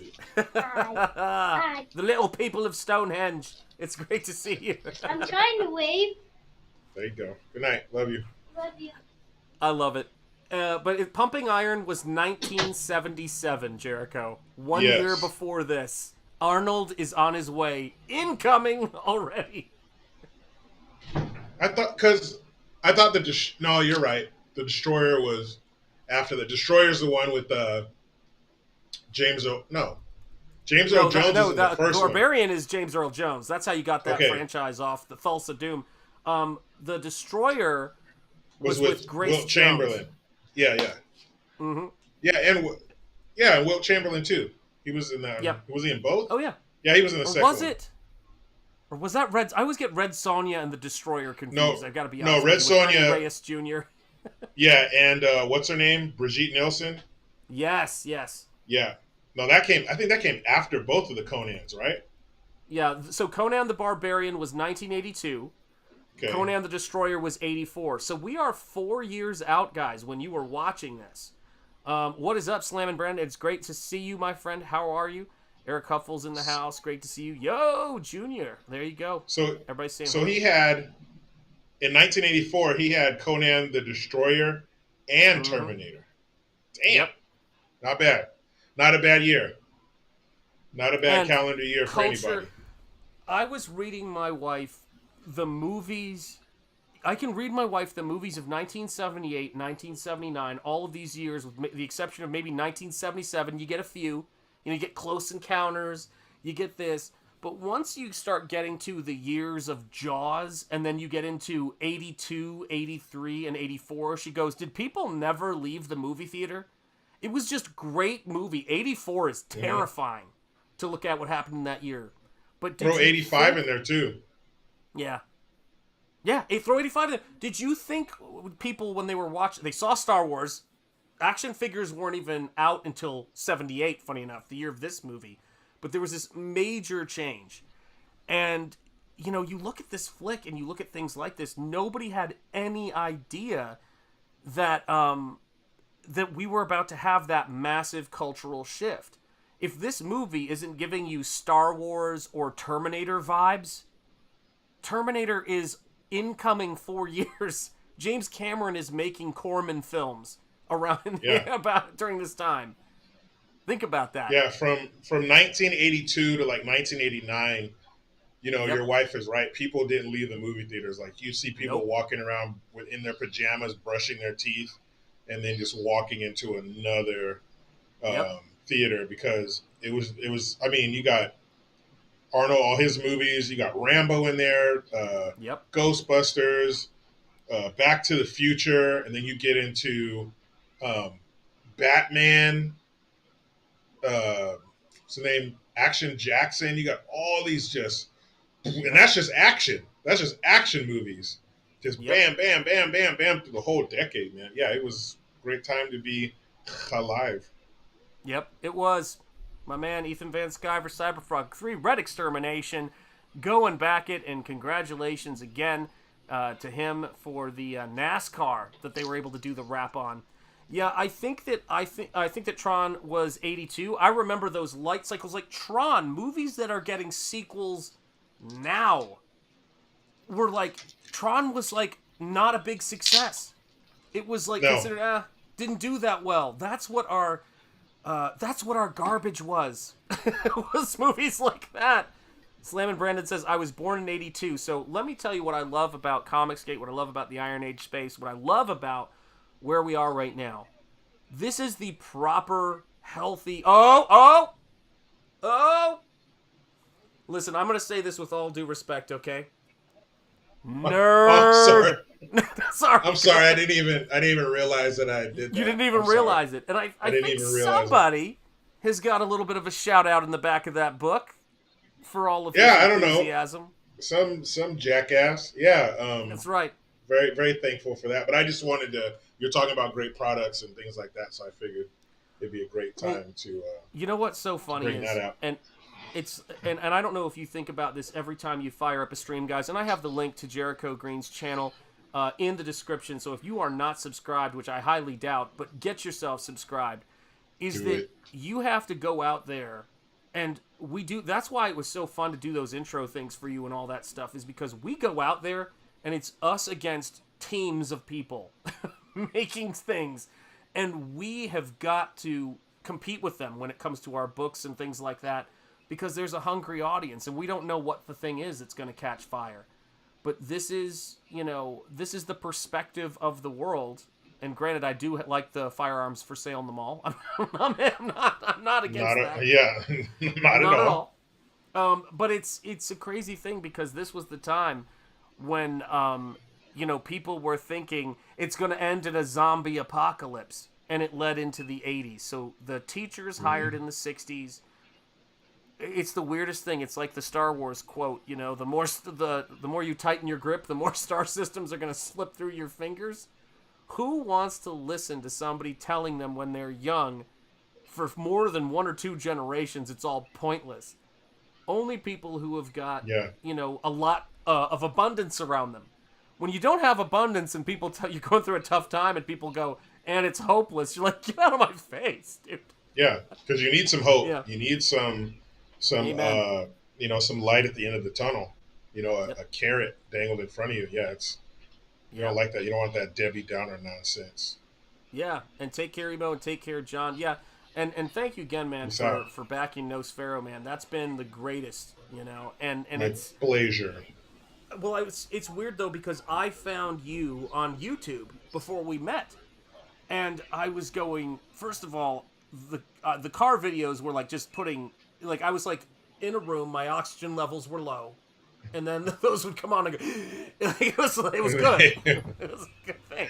Beep, it was like clear. Beep. Exactly. It would come back. Yeah. His blood type is Diet Cola. It wasn't good. It wasn't good. And I look at this stuff and I go, when I look at these kinds of movies, I like to show people. So now he's, of course, bit by a zombie because he is your wild card. So their relationship between these two guys, it's now been forged by them, going on this path together, has now been compromised. And it's a wild thing because there was this idea when they were making this movie, like, we're gonna do essentially the same thing, like everything is kind of hopeless, right? And I think that, I'm sure on the heels of Star Wars and on the heels of what they could sense was happening, they just knew not to do that. Like, they could take things really far and crazy in this film, but that it would be financially apocalyptic. Amen, Eric Huffles. It would be financially apocalyptic if they were to just have a straight-out negative ending. And I think, we've already seen some movies say, we're not going to do that. Like, people don't need that right now. And I think that, those blips that we have where it's like, things are a little down and depressing during the grunge scene in the 90s, and then we have this kind of Britney Spears, Justin Timberlake wishing they were real pop icons like Michael Jackson, people they're covering. But you have to get to where we are now before that stuff can pendulum swing up. Yeah. You really have to feel it. And we have that, we're in that preachy, everything is bad and you're bad, and because you look like this and this is bad, and unless you believe this, you're bad, and it's just too much negative crap. And it's like somebody who you follow on social media, like Facebook or something, and everything they post is like Eeyore, and you're like, you know what, man, I'm sick of it. Everything's bad. Everything's negative. I'm out of here. So I'm hoping and I'm feeling that you're right, and everybody's just like, you know what, just get back to entertaining me. I know that you wish I wanted more from you, and I wanted some of your sage advice, but no, put on your little monkey suit, bang together those cymbals, and entertain me. You're great at it. I don't need you for anything else. And I know that hurts your feelings, but I don't give a crap what you think about anything else. Get out there and tap dance, you little monkey. That's you may laugh, but that is the attitude I approach myself with every morning. Yeah. Like, it's the job. It's, what's so funny? And I want to give a shout out to Super Dead issue 2 right there on Indiegogo by Mandy Summers and Peter Gilmore. I have got their Jack the Ripper Vampire Killer comic, and it's great. And I've got Slam and Brandon saying, I thought it was great being born in the 80s. I got to witness the greatness of the time and be old enough to watch it turn to you-know-what. Yeah, I've been there. Ooh. And here's the thing about this, right? Is that what makes it a joy to watch Jericho's videos, and why I gravitate towards them like a few other people. Okay, I'm going to be honest with you, it wasn't just me. But why I gravitated to him was because during the insanity, being able to laugh, and I disagree with the idea that people who are down all the time and nihilistic have had it hard. Far more often than not, they've had it easy, and it's like a decadent luxury to indulge in nihilism. Most of the folks I know who have had it hard go, holy cow, the sun is shining, I'm still alive, let's go out there and have it. That's my attitude, man. It's like the guys who have been through the wars and seen the blood and guts, they don't talk about it. The ones who talk about it have never been through it. Because if you have, that's nothing to glorify and nothing to bring up in general conversation. And if you've really been through it, you're not looking for that. You're not focusing on that. You're focusing on something better. Let's turn this ship around. So I think you're right. Those who are constantly talking about it, who are nihilistic, you ain't been through nothing. Yeah, and you know what's so funny is when you can't pitch during the time period we're in right now. You couldn't have launched the Hunger Games. You can only launch that when that's an interesting idea of living in deprivation. And I think that it's such a fascinating thing because when you're in, I've said this forever, that Mickey Mouse and the Walt Disney Empire was launched in the middle of the Great Depression. People were like, 5 cents is a lot of money, but if I don't laugh today, I'm not eating tomorrow because I'm dead. And that is what my job is for you guys. You know, just subbed to Jericho. Right on, Eric Huffles. Yeah, Jericho Thank you. is brings me so much laughter and frankly, Thank you very much. this is the thing about it, right? Is that there's this sense of weird optimism in a lot of us, you know?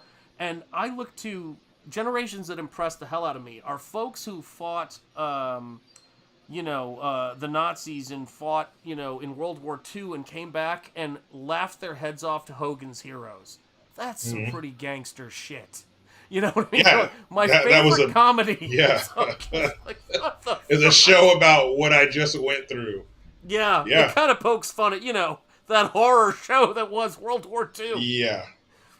Oh, That man. I still have night sweats and nightmares about, but I can laugh at because we're always looking for that silver linings to something to make us happy. Again, the people who really went through it, they're the ones who want something positive, who want to be entertained.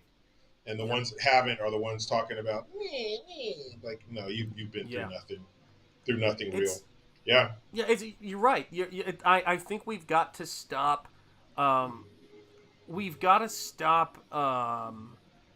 Glorifying or taking people at their word. Actually, that they're the way they are. Like, this is the thing that, funny enough, Nosfero really was about. That it was a middle finger to people who say that because you've been through a terrible time, you have to be miserable the rest of your life, which I have not found to be true at all. I've met positive people who have horrified me with how they got there. And I've gone, my God, I need to raise my game. Yeah.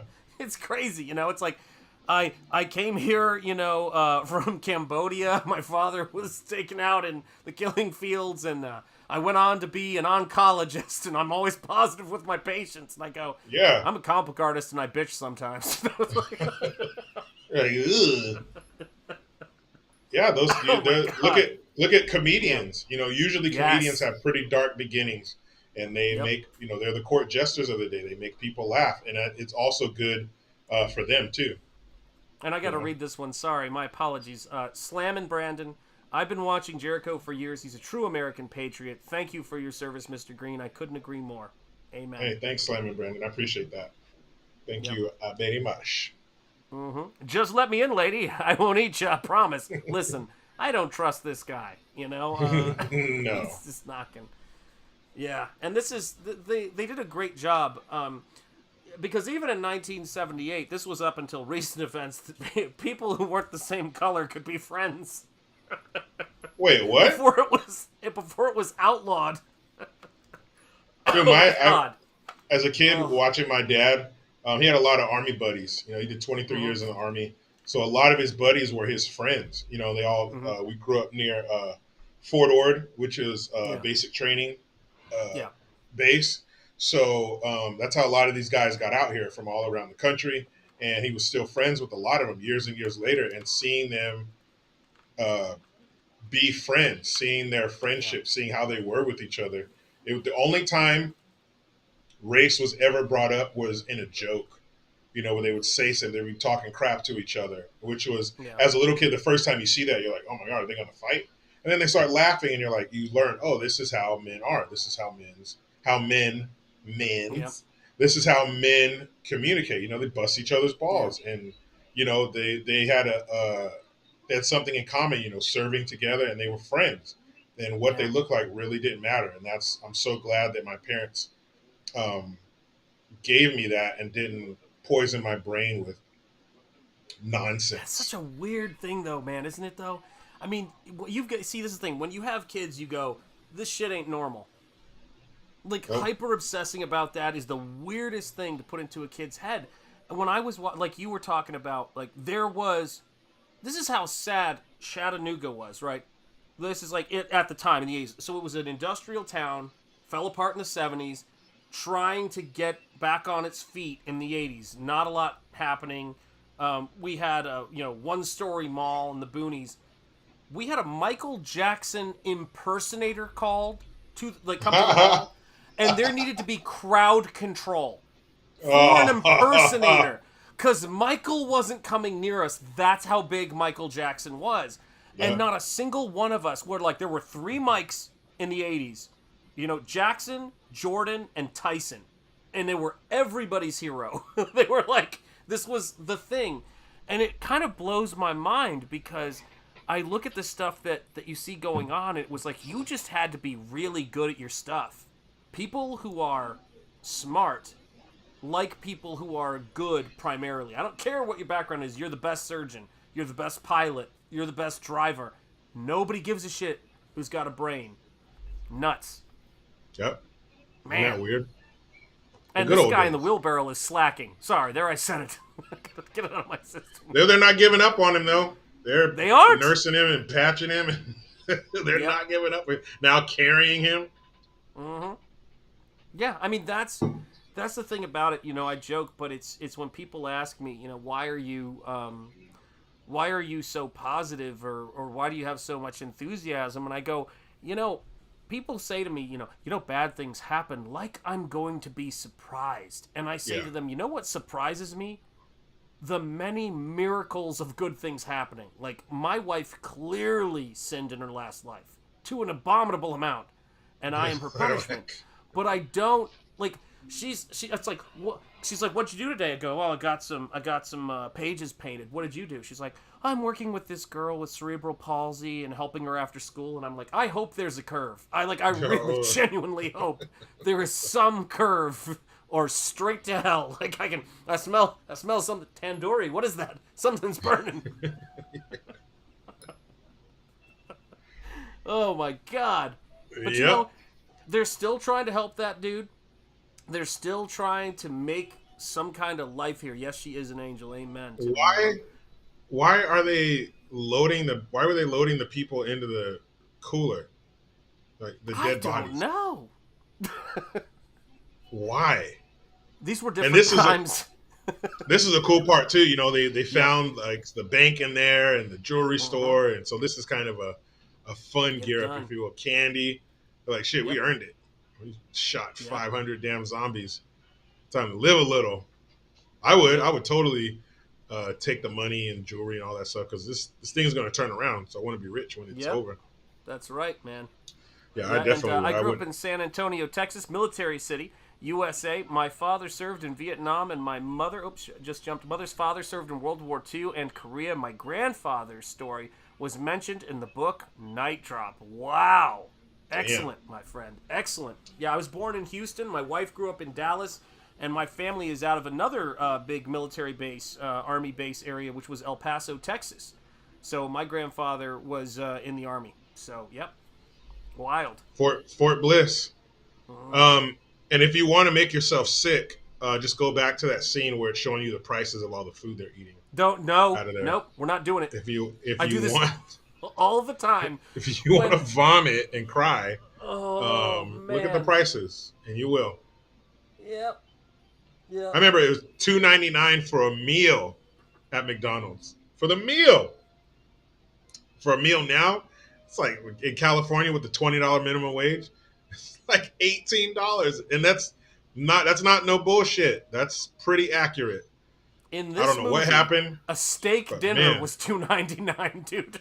It's a different reality. You look at this stuff. A house was $35,000, dude. It's not. I remember in 2000 when I moved up to Buffalo, New York, there was a house for sale that was $90,000, and people are like outraged that a house would cost that much. 90 grand. Yep. I'd give my left pinky to pay $90,000 for a house. That's right. Yeah, $90,000 will barely get you a hit now. You know, gotta take somebody out. Yeah. Like, oh, you got any more? No, I got some 90 grand. They're kind of like, I don't know. Maybe best I can do. I'll shoot him in the leg. Yeah, I'll kneecap him for you. All right. I'll take what I can get. That's right, man. Yeah, amen, decent. Yeah, it's like, it's a wild thing, you know. My grandfather on my mother's side was the guy who got the telegraph message to the president's desk about the Cuban Missile Crisis. My God, speaking of those times. That was an important piece of paper? Important piece of paper, yeah. I remember when gas was 60 cents a gallon and a pack of cigarettes was 60 cents. Pack of I'm cigarettes like grateful. $10 now. I'm grateful the latter is not 60 cents because I wouldn't be here. Like, Yeah. what? They're practically giving them away. Yeah. What do you mean? I had to buy them. They're $1. Oh, God. They're less than $1 man. after tax. Yep. It's insane, man. And you shudder to think at what happened to make, those changes. But yeah, seriously, it's in California, it's $20 minimum wage for flipping burgers. So that's, of course, going to be reflected in the prices. And my wife and I, maybe a year ago, we were out late. We didn't want to go. It was like, 10 o'clock or something. Didn't want to go home and cook. I don't remember what we were doing all day, but we couldn't cook. It was too late. So we're like, we'll go to Carl's Jr. It had been years. So it was kind of a treat. Yeah. My wife and I, we both got a meal. That's what you get, right? And it was $31 for both of us to eat at Carl's Jr.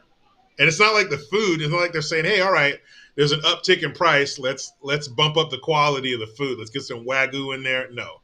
It's the same garbage that you got for $5.99, and now it's $15, $16 a pop, and that was a year ago. So now that it's newly $20 an hour, who knows what that would be now? But man, you look at those old prices, make you pass out. 2 ribeye steaks cost $48, and I have to go home and cook them. And let me tell you something right now, though.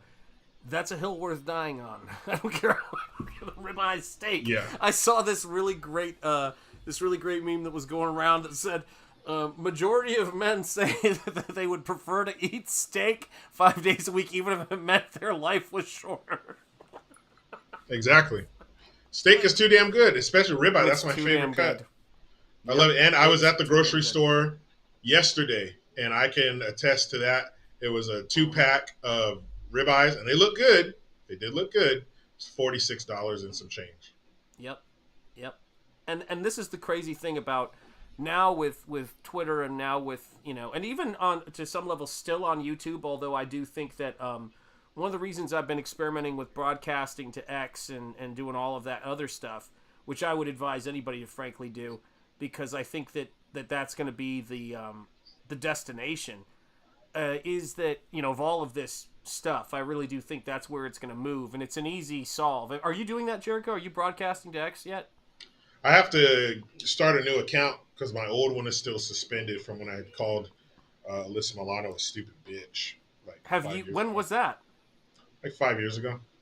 Okay, have you appealed it? No, it didn't have anything to say where I could appeal it. It just shows that your account is still suspended. So I just kind of didn't go any further than that.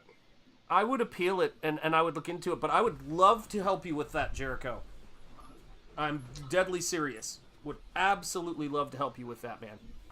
Yeah, I have. Yeah, you could definitely get your account back, is what Timmy Mello is saying. I agree 100%. Put me on this, Jericho. Coach! Please. Coach! It's sort of a little bit more like this. It's I'm a little bit more like Anton Sugar. You got a Scroogey? Like, it's going to go and take and some that's people fine. out. Yeah. Fat So Samurai Milano got me suspended to biatch. Yeah. That's right. So yeah, it has my page. And let's say I go to edit profile. Looks like it'll let me do that. But then I have to go to save it, and it says your account is suspended and is not permitted to perform this action. Learn more. Go to see if there's a settings or a help or a appeal thing under there, because I guarantee you there is. And if you've got time, at some point we should do that, because it's easy. Like, I've known so many people who have gotten their accounts back for exactly that kind of thing. Yeah, appeal a locked or suspended account. Here it is. But now it's you are currently not logged in or logged into an X account that is not suspended or locked. Please log out and log in. I don't remember my login. Your computer does, or you can say I don't remember. They'll send it to your email. Okay. Listen, I don't like to do this on a stream. I don't like to be a stereotype of Indian tech support. But by God, if it has to happen. Oh no, I'll do it later. But yeah, that's just what it's. Actually, I want to be new Indian tech support. Oh my God, sir! If you could just give me your bank routing number and your social, I can fix this for you. Dun dun dun. Dude, the funniest shit is that lady who she has the tech. She's tech savvy enough to tap into their webcam and shit and like learn about them. But she just they'll tell her what not to do, and she'll be like, "So do this." No, ma'am. No. Are you stupid? He gets so it's pissed terrible. off. Good night, Mark's Music I love Obsession. it. And let me out. say this too, man. It's like the moment when he shoots his buddy, as he it was so sad. Like as he's going, he's like, "I'm gonna try not to come back. I'm gonna try not to come back." You know, when he has to shoot his buddy, it's rough. But it also, I don't know. It's strange. You go to this news guy with the eye patch, who's talking about like we're gonna have to shoot him in the brain and blah blah blah. The thing I like about that is it in a way it's kind of where we are right now. The airbrushed, manicured news people pretending to have a debate about nothing, and then you cut to when everything falls. The handful of sane people who speak rationally are all that's left because they're the only ones who really cared about the job the whole time. You know? It's a very old Yeller moment when he has to pop a cap on his homeboy. Very sad. How fun is that? Shoot guns in the mall. Yep. Sign me up. Sign me up. What do you want to bet? What do you want to bet that well, we should just we should just, I mean, all this stuff is documented, but we should just hang on to these conversations, like the gist of these conversations in our head, because I really do think in 3 years we're going to be going, or 4 years, we're going to be looking at this and going, this stuff has fallen. It collapses fast. All you need is an option, and it falls apart. Yep. That's exactly what happened. Things have to get so bad that people get sick of it. And I think we've officially made them sick of it. I think we're good. And somebody says, "Hey, I have an alternative over here," and everybody just starts going into that, and it creates a whole new, ecosystem of business and entertainment and stuff, and leaves them holding the bag, holding an empty bag. Hopefully, I can't wait for that, man. I can't wait till we can reflect and tell our grandkids. Yeah, I remember when the fellas were allowed to play with the ladies in sports. Really, Grandpa? Like, I can't wait. Hopefully it won't take that long. But where we can look back at this and just laugh at the absurdity of it all. Well, here's the thing that I need you to gird your loins for. I need you to brace yourself. I need you to, well, you already have had braces, but I need you to put them back on again. I need more braces. I need headgear. Because, Jericho, what is going to break you? And I'm sure you've considered this, because you strike me as a reasonably wise man, is when the loudest proponents of so many of these things act like they never were. And when everybody acts like they always thought it was nuts, that's the stuff that I know is going to make me go through different phases of reality, maybe even with my anger. Like it might just, I might, go into a different reality with it. It's that frustrating to me because that's what happens. People agree on a stupid course of action, and then they go, "Whose idea was this?" When it gets to the point where it was yours.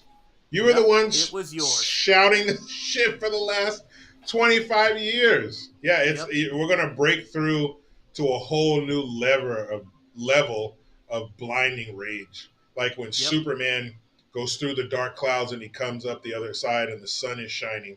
We're just gonna break through to a level of anger. Like, wow, I've never felt this angry before. I've never felt rage like this before. It feels good. Yep. Feels real good. I mean, we're gonna do it. I'm a big believer in, that quote that people would talk about. You hear this talk about in the entertainment industry everywhere, which is success has 1 million fathers or 1 million parents. Failure has only one. In terms of, they're gonna find a scapegoat in these situations, but they're never going to talk about how many people were involved in these disasters.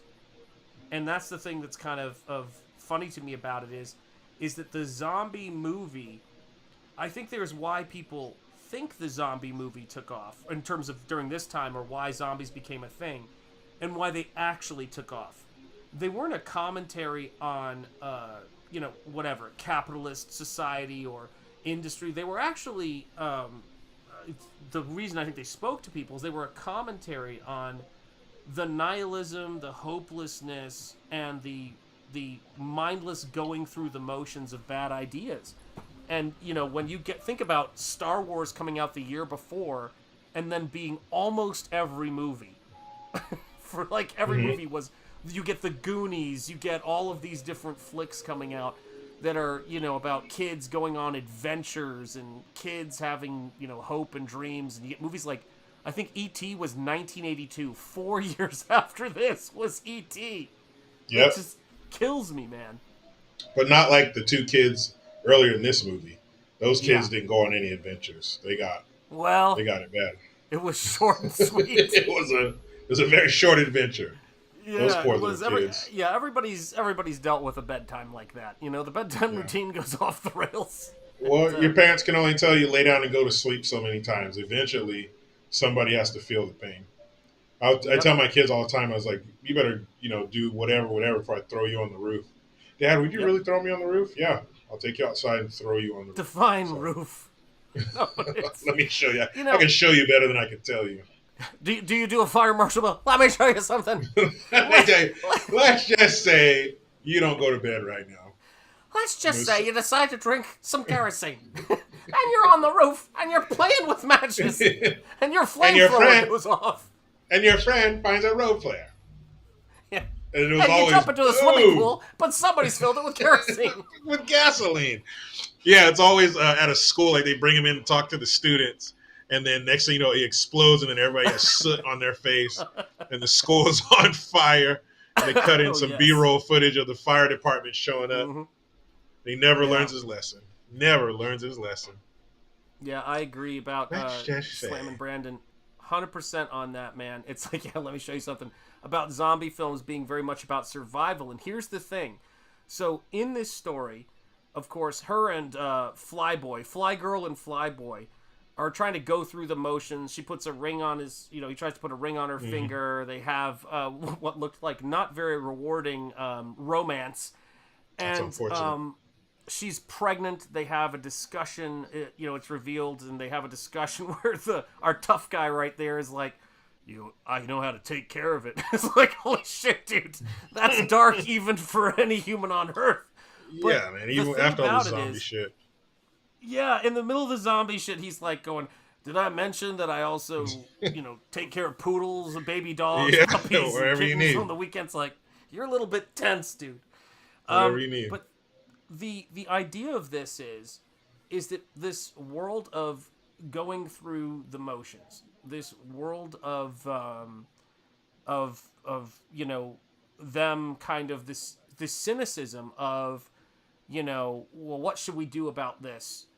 The characters who are kind of the way forward, and you see this, are what would have happened, I think, in obviously the original Night of the Living Dead, starring Dwayne Jones, is and if you haven't seen that movie, unfortunately, it's been made political when that is not at all what the thinking, like the way people talk about it, right? They interpret it that way.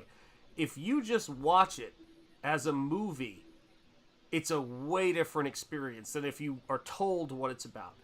But the idea of the movie, in many ways, is about a tough, strong, seemingly rational guy who makes all the wrong choices, and it costs people their lives throughout the movie. Like, he's not the best hero, like, because his plans don't go well. And so he finally ends up going, through, and having to do what everybody said to do at the beginning. And when he finally, emerges, he is mistaken for a zombie, and we'll leave it at that. Whereas in this flick, you see, we'll see. Flyboy. Yes. That reminds me of, Yeah, go ahead. Causing people their lives reminds me of Brian Bosworth in Stone Cold, where he didn't save No. That was anybody.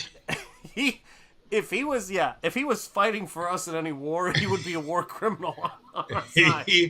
He He caused death. He didn't prevent any. He Caused it all. caused death. Yep. So yeah, I understand. Oh, there's what's his name? George Romero. Mm-hmm. Yeah, there he is. Yeah, I remember him from Dusk Till Oh, Dawn. yeah, that's not George. That's I know. Oh who you yeah, mean. yeah. No, he's the director, but George yeah, is the the director. stunt guy. Shoot, stunt who's guy, the right? makeup effects guy. Yeah, he's the makeup effects guy. Makeup And effects, yeah. Somebody in the chat, get me Tom Savini. Thank you. I knew Fat Samurai would have it. Yes, Tom Savini, a legend in special effects, and of course in From Dusk Till Dawn. And yeah, I mean, look at this. This is a life of really, funny enough, what they are mocking everyone as doing. The folks of the 70s and the 60s, and we do what we want and nothing really matters, like that's what it was. The 80s was all about, we got to have a family, we got to have, we had so many family sitcoms out of nowhere. Yeah. That were great positive, ones. Great ones. Iconic television shows about family. One of them was called Family Matters. Amen. The Cosby Show. I still watch The Cosby Show with our family. We sit down together and watch the episodes, and we find ourselves going, because I think I bought the first 4 seasons, but we find ourselves going because my daughter is going on 13 years old, so we find ourselves going to the 5th and 6th seasons where Vanessa is a teenager and some of the crazy stuff that she does, more relatable to her. And one of the part of that formula of making a successful family sitcom is that everybody can identify with somebody. The baby of the family, the middle child, the older one, the parents, it's something for everybody. And it was so great the way that it was done. It didn't focus on anybody's race. It was just, they happened to be a black family, but they were just a family. They were successful. They raised their kids. They tried to teach them morals and teach them lessons and make them good people. And everybody could relate to that. And now you have a TV show called Blackish. It's in the title. So everything is, these white people and, you don't understand. And everything is about race, and it's disgusting. And they don't understand that you need to make something that everybody can feel a part of. And okay, yes, you have to pick a cast. They're going to be the same color because they're a family. Usually that's, still, despite what every commercial tells you now, most families aren't interracial relationships. So yeah, they're all going to be the same color. Sorry, I'm just kidding. Guys, I'm sorry. You almost had me there for a minute, and then I'm going, wait a minute, Jericho. We're not the majority. We're definitely the minority. Sure. So it's okay to reflect that in the TV shows, because that's not even the main issue.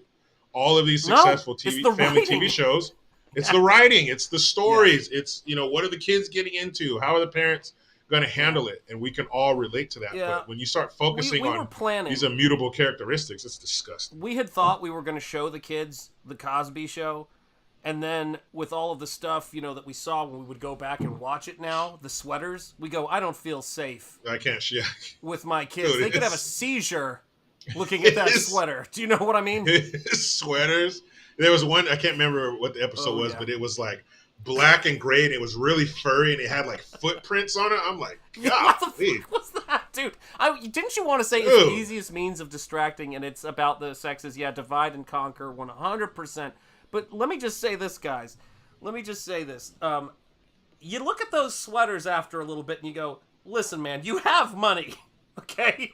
She's a lawyer. You're a doctor. Those sweaters are a choice.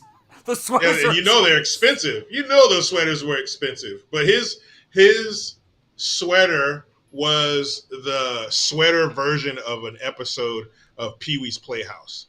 Just an acid trip for 30 minutes. His sweaters or the opening scene of Saving Private Ryan. Whatever either one. Way you kind of look at it. Equally traumatizing. They're something's both wrong with equally the TV. Traumatizing. It's got those lines on it. It's no, but he picked that out on purpose. Yeah, I mean, was the sequence where they are doing the lip syncing on the stairs. Yeah, for their grandparents' anniversary. Yeah, burned into my memory forever. Forever. Mm-hmm. And obviously, everything I learned about being a man, I learned from Kenny. The Yeah, neighbor's that's right. kid. Bud. That's right. My brother says, yeah, Kenny, he was a little misogynist. He was a little sexist, and I respected him. He was might so have been. funny. Again, great writing and great actors because he was a little kid. He was like 8 years old, dude, nailing it. He's like, if you were my woman, Rudy, you wouldn't be working because my brother says that women belong in the house. Like he would just say some crazy shit. Is that right, Kenny? So remember the rather sweet, larger lad. Oh, Peter would frequently. He was a mute, apparently. He never said anything. Run out of the house. That was Peter, man. He was hilarious. Talk about an easy paycheck. All right, I need you to come in the room, go like this, and run. They nailed it. They have the haunted house episode. And then as soon as, they like, rah, you just see Peter flying. Yeah, great, man. There were so many great haunted house and Halloween episodes on these sitcoms. Do you remember that? We loved those things. Yeah. And they always, great. Of course, they're a big Hollywood famous show, so they got the budget, so all the kids would be dressed in the greatest makeup and the different characters. Yeah, it was great. The Halloween, Thanksgiving, Christmas episodes. And all that stuff. It was great, man. We look forward to it. And I hope that those times are coming back. I think that it would be naive of us to think that they aren't. Just like it would be naive of us to think that these times will always be trying to make a comeback. When people get... I know it's awful. But it's when people are uncomfortable, they love to let people... who they've been stopping do the thing that works. And as soon as that thing starts to crescendo and they feel comfortable again, they start going, I was only making this much money at this time, and everybody else was destitute as well. Now I'm making 3 times as much, but that person's making 10 times as much. That's the reality of it. And so what we have to make sure we remind ourselves, and Mo, G, it is great to see you in the house. Thank you so much. It's a great movie. I ordered the Blu-ray from the UK where you can still get it. It ends, of course, with a biker pie motorcycle fight. Somehow a teepee got involved. I don't even want to think about that. It doesn't matter as long as it's there. Yeah, it doesn't matter. They're taking rings off of zombies, which I just freaking love. The bikers. They don't need them. The zombies. Yeah, they don't need them. So good. Yeah, man. But it's this stuff. Oh yeah, the pies. The pie fight aspect of this is genius. And that was the funny. This is some of the most ridiculous satire, and mixed in with this horror show. But the thing that to me that makes all they even did the spray seltzer can in the face. Dude. Of this guy. But that's another 80s and getting into the 90s family comedy trope is the pie fight. There's always a pie fight. Love it. And the pie fight was a pie in the face was the comedy of one era, and then it came back. And that is, I will say this, folks, is that it took us, when the next times, the good times, as a television show once said, come along, make sure we're paying attention to them is all, in a lot of ways. I knew the 80s were great when I was in them. Because there was so much aspirational stuff. You would see Michael Jackson, and he was so big that everybody listened to his music. Everybody was like, this was music that it didn't define, define a generation, as people say. It was the generation. It was perfect. I mean, I still will watch Thriller every now and again, the music video, and I'd go, you'd just be sitting by your television set, watching, MTV, waiting for him. Why did this not happen? Scared the shit out of me. Yeah. Scared the shit out of me as a kid. Every time. It was, and what it did, what that music video did, was the director of it, John Landis, Animal House, all of the American Werewolf in London. American Werewolf, right? he forced the very shy Rick Baker to allow him to do a behind-the-scenes making of Thriller video. Mm-hmm. And he was like, I don't want people filming me. It's going to look scary when I've got tubes going in his nose and a plaster over his head. And a generation of special effects artists were born from watching that. Yeah. That's the kind of, like, what we're going to see, I think. And it's going to be someone goes, I was watching this guy on YouTube and he was showing me this or that.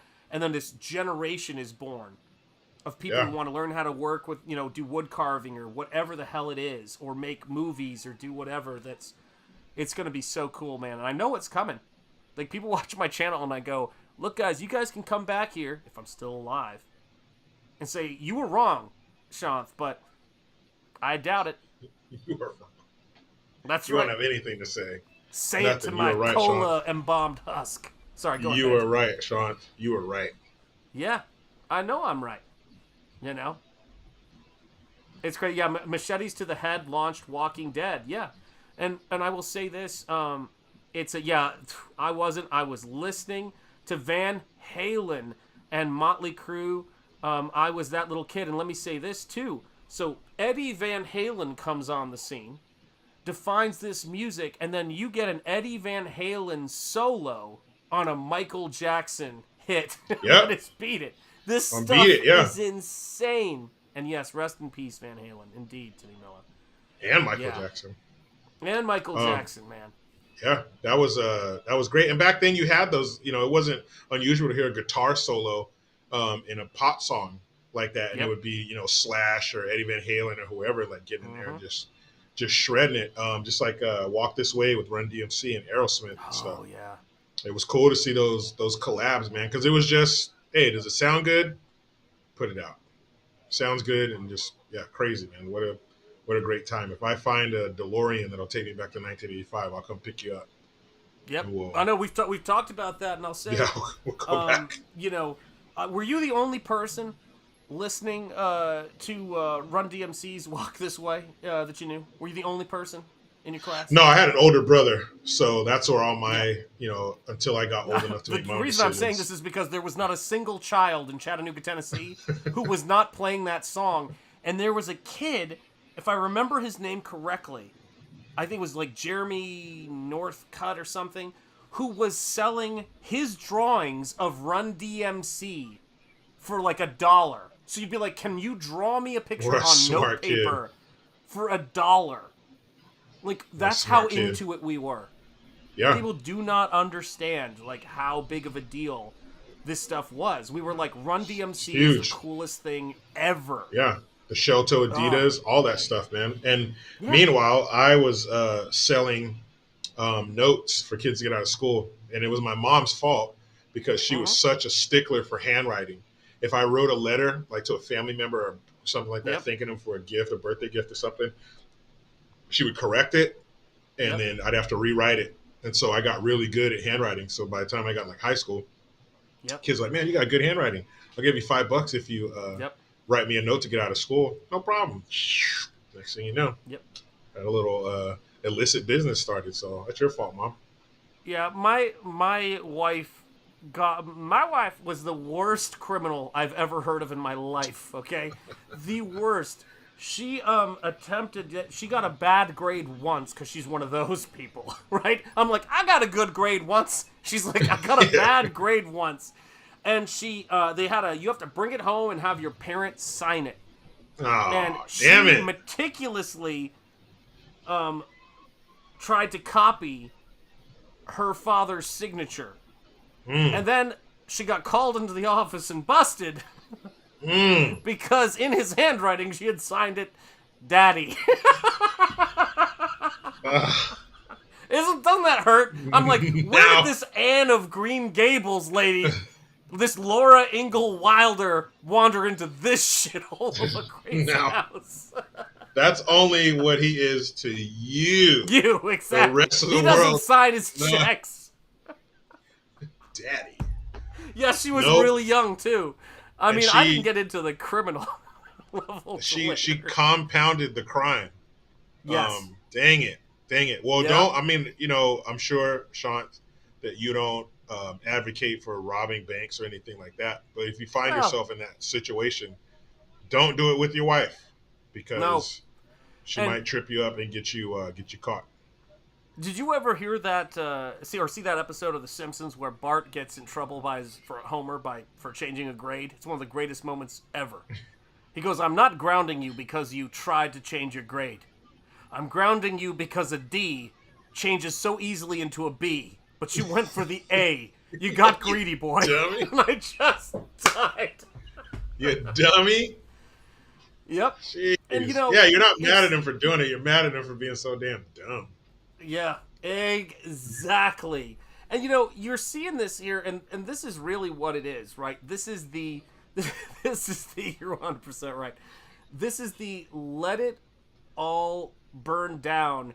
It's the bikers, it's the zombies, but more importantly, there is no reason for these people to be getting involved in, this situation, except for the attitude of, this is our mall. This is our place. They're having a great time, though. Yeah, and they're like going, no. And, it's all collapsing around, funny enough. And yet, it's really kicked off. Their presence there is known, and of course, he's now wounded as a result of him deciding to shoot at one of those bikers. And he's like, all right, we got to get out of here, and things are falling apart. And you just go, I hate to say this, Flyboy, but you revealed yourself to be too stupid to live. Yep. And still trying to get saved here, and get out, but because of his, oh my God, hilarity. Yeah, that biker gang does not, or a biker club, don't want to call them a gang. Yeah. They don't strike me as the mall type. They I don't. don't see them hitting the Orange Julius or the hot dog on a stick on a Saturday Well, that's afternoon. off I could be wrong. Listen. I could be wrong. I think you can learn a lot about people from their relationship to corn dogs. Me, it's a minor deity in my religion, but like I hear people go, "Oh man, they were selling hot dogs at the fair," and I'm like going Chattanooga. It's like little dueling bands Yeah. that starts playing. Now, on the corn dog, are you a mustard guy, ketchup, mustard, and ketchup? Shoot, it depends, man. But mustard is sort of one of those things I'll go to. Got to be real with you. Yeah, I'm straight mustard on the corn dog. French's. You know what I blame that on, and I'm saying this with love because I do believe mustard is the correct answer. Mustard is the thing that you eat when because I'm a fourth Austrian. When you go to Austria, mustard is the condiment, like for Frankfurters, for any kind of Wurst as they call it. You pretty much, it's like you have a piece of bread, you have that, and you have mustard, and it's amazing, absolutely amazing. But yeah. French's mustard, that yellow mustard, not that whole grain, fancy bullshit. No, just yellow mustard. Talk to me. Yeah, I'm down for that. This is Flyboy's, it's their last supper and Flyboy's last stand here. But it's, again, it's like, ooh, yeah. And here's the thing, the craziest thing about it.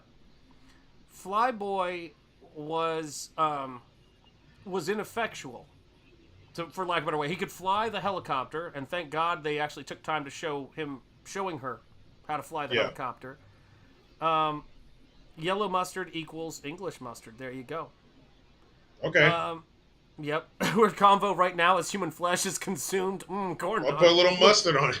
You can't take the corn dog out of the guys. Yeah, throw some mustard on that forearm. I'll take a bite. Wait, does Orange Julius still exist? I'll never forget that SNL Stallone Orange Julius employee. It was dark, man. Orange Julius was the shit, man. Hot dog on a stick. And Saboros. Yep. You got to have a Saboros in your mall. Oh, God, I love Saboros, dude. Don't get me started. So here we are at the end of the flick where she can fly a helicopter, and he's like, sorry, Flyboy is a corn dog right now. Yep. And with no stick. Yep, he's a corn dog on a stick.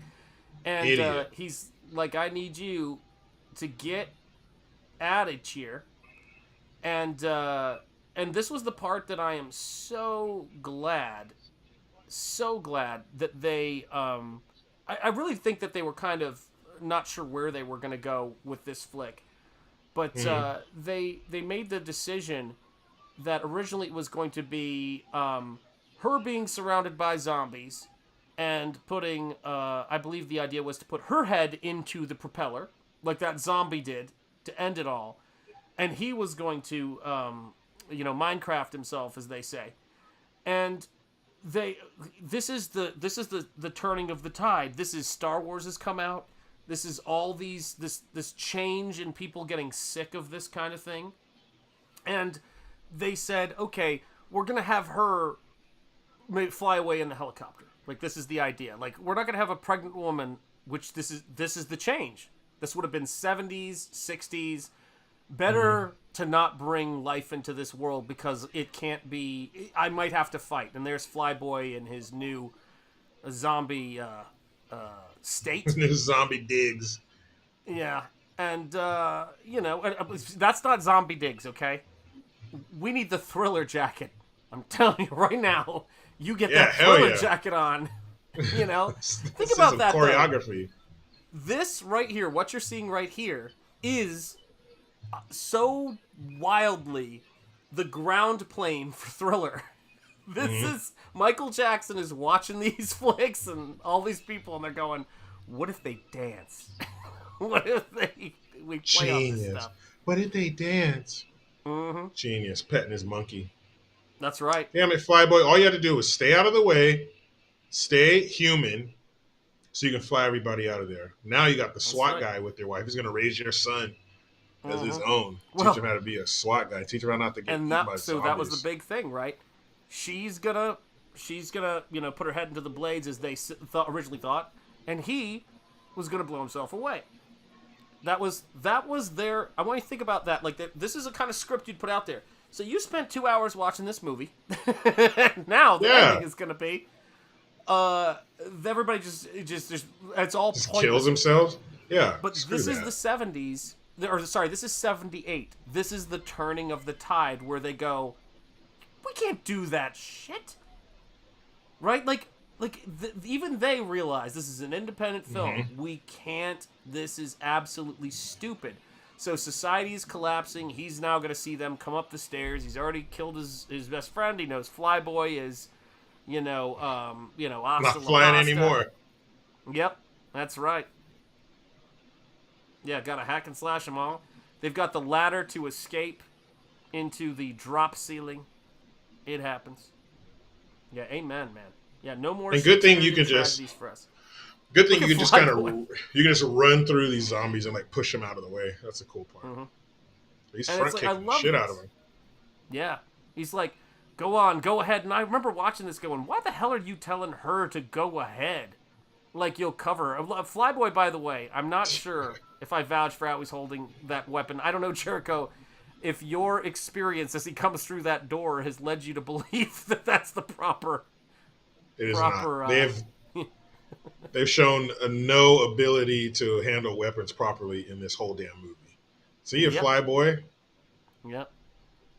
Flyboy is... Have a nice trip. See you next fall. He's grounded. Flyboy is being grounded. Yeah, that's exactly right. Permanently. Damn. Coming in for a landing. Yep. For one last time. And he's like, get up the ladder. Yeah, get your ass up there, girl. Yep, move it. He said, get your ass up there, girl. I'm going to get you a new baby in there. I'm going to get you a brand new baby in there, girl. He's like, listen, I'm just saying, I'm not saying he's not paternal, but I'm never going to forget the 2 kids on the sofa as long as I live. So hey, you guys better do what Daddy says. I know. Just make sure he likes the kid. Okay? Yeah. Kid better be well behaved. Sit at that table and don't fidget. I'm going to tell you one last time, eat your peas. Yep. And let's talk about this, though, because they actually show you. They had he really should have screamed, get to the chopper. Get to the chopper! We deserved it. So she's firing up the chopper, and I remember seeing this, and I was thinking, you know, at the time, he's sitting there, you know, he's in that room, and he's listening to, you know, the radio or whatever, and the zombies are, I don't know why they thought they could handle a ladder, you know, just throwing that out there. Yeah, those guys are having problems walking. Yep. And I remember thinking, like, are you kidding me? Please, like, because I hadn't seen this movie, and look at this. You better not. Mm-hmm. And I went, why? Nothing I've seen from you, because that's not a giving up in a hopeless situation. This is the change in this movie. That is giving up on life. Yeah, that's Do you get what I mean? Coward. Yeah, Yeah, that's just I'm being writing a the coward. whole thing off, and I was like, how dare you, after all this, at this point in the movie? I couldn't believe that. That would be a terrible ending. It is absolutely a terrible ending. It would show contempt for the audience, in my opinion. Yeah. And then he goes, Damn. nope. Never mind. Change of plans. And look, dude, Forehead. this is the best part. This is when he goes full effing He said, WWE. bitch, you see what I did to those kids, bitch? Get off of me. What did the 5 fingers say to the face? I thought when he threw on the bed for a second, he was going to be like, yeah, I got a minute. Yeah, exactly right. Close the door. This was some Tyson Lennox Lewis press conference there. Yeah, close the door. Girl, I got a minute. Right. What, are you born in a barn? But look at this. On the rooftop, he is going full Jean-Claude Van kicking Damme. the shit out of everybody. I love that he Hold those hands for me. this one guy the gun who's a zombie. It's beautiful. He's like, I'm whooping ass so good, I don't even need these anymore. Uh-huh. And They don't she get in.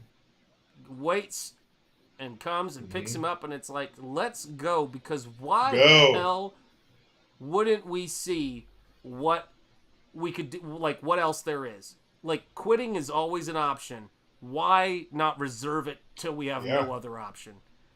And he's like, hey, I know you just got pregnant today, but maybe if I can get up in there, my sperm will get in there first and be my baby. So let's see. I actually think she should have looked at him and she goes, I lied. That would have been the best. I'm good. I just wanted to make sure that, you know, I kept him around just in case I needed him. Yeah, it didn't even go in. Yeah. And then you cut to, of course, the satire of the mall, the satire of the zombies walking through the mall and all of that stuff. Yeah, nuke time, yeah. That would be Return of the Living Dead, which does have that ending. We came out in the 80s, but... Was it The Crazies with William Oliphant? They ended up nuking the town in that one, too. Nuked the shit out of it. So we have successfully made it to the end of Dawn of the Dead, and in a sense, we are, by the end of this movie, this is my hope. By the end of this movie, what I sincerely hope is that you realize we are here.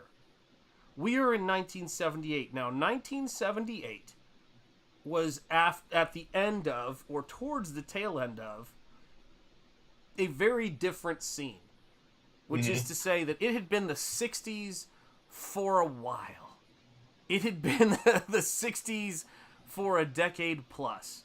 And here we find ourselves in a similar place, not being aware, and we should become aware, that in 2 years it's 1980.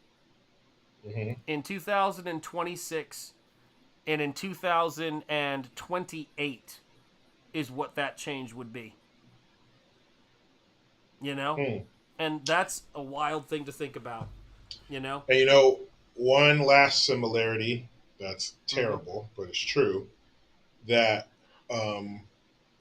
being that we're in 1978 right now, who is the president in 1978? Yep. Oh, Jimmy Carter. Yep. And we have his counterpart right now. So it looks like you're right. Yep. Yeah. I love the okay to how much fuel is left. You're right. It is one of those lines, but remember, both of these characters were supposed to not be there. This was a last minute addition. And I said that to the missus. I go, people can't can't appreciate 14% interest rate unless they look back in history. They don't really understand what things were like after the 70s and the 80s, like how things had to go down that road. And you don't say to yourself, wow, I want to go back to those times, right? But those times are, again, I mean, I don't want to say that same dang quote again, but that's how you get to the 80s, because you have to have the people who are so bad at driving say, okay, even I think I shouldn't be driving. It's like, good Lord. And that's, I tell people this all the time. I still love it. It's just an awful line. No, I totally understand. Yes, indeed. So, yeah, guys, thank you so much for and Jericho, thank you so much for hanging out here, my brother. It is so fun. I just want to say, come in for the real thing, brother. I almost nunchucked you. Chaz, in a lot of ways, Sean, I think you're an innovator. So, this thing. But, yeah, man, I really want to see... I really do want us to at some point have a chat about you appealing that X thing so that you can't get into any silly garbage with them, and then we'll go from there. You know, it's like then I can walk you through streaming on both, because it will increase the amount of views you have by a lot. You know. Yeah, we'll schedule a call. We'll clean up that pesky suspended account thing. And then, that sounds great, man. More eyeballs is what I want. So, absolutely. Yeah, that'd be very, very helpful. Very, very helpful. I know you got to get rolling, my friend. So take care, and I'm going to play the credits, and I will talk to you at some point this week, and we'll sort that out. For sure. Thank you for the invite. Thank you to everybody for hanging out. Thank you for those of you who have been following my channel or started following now. I appreciate you. Anything else you want to shout out? You guys have Double Impact right on what day of the week is it? Is it Wednesday at 6 Wednesdays? PST? Pacific time. I have my Stop the Fuckery show every other Thursday with my friend Gian, where we try to do exactly that. I've ever done. Yeah, it's the coldest intro on YouTube, and no lie. And every Friday I do a live stream at 1 p.m. Pacific Standard Time, and then videos throughout the week. My Instagram, I'm on @JGTalk. It was suspended this morning for about 5 minutes. They suspended it. Amen. I did the appeal, and then 5 minutes later, you're back on Instagram. So you guys suspended it without actually looking at my channel or my page, you assholes. So anyway, that's where I'd be. If you Google Jericho Green, I'll be the first or third one to pop up behind this lady who does fitness. But yeah, thank you very much. I appreciate you. And if I didn't make too much of a mess, I hope you have me back. Let me tell you something too, man. You will always be welcome back here. And I want to say this. The link to his channel is in the description, guys. Car videos, shorts, all of this kind of stuff. And I am going to implore you, and you may have to block my phone number and text, to please appeal that X thing, because it is like taking money from yourself. Well, you got to help me. You got to help me when we get together to show me how to stream on there too. Help me with that, and I will definitely do it. And the most important thing that I'm going to say throughout this whole stream is this: tell your lovely wife that nobody's real name is Daddy. Thank you very much. I will. All right, take care, my friend. Peace. I'll see you soon. Take care. All right, guys, and here are the credits. All right, everybody, I will see you guys very, very soon. I want to thank Jericho for being here tonight. You guys are the best, and as I always like to say, from the heart of Lovecraft Country and the birthplace of American religious liberty. My name is Sean Thanjetti. You've been watching Sean Thanjetti Art, as well as Pizza Live, Speakeasy, Stay Gold, Keep the Faith, and peace be with you, because that is what Shanth means. It means peaceful one, and that's what I want you guys to have. So let me thank my channel members. Diesel, thank you so much for being here today, brother. Thank you, Timmy Mello. Jordan Horse, I'm so glad you got your Nosfero. Thank you, Emo Trash. Thank you, Slam and Brandon. It is great to see you, my friend.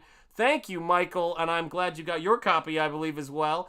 Awesome one. Take care, and God bless you, sir. Thank you, Fat Samurai, and indeed...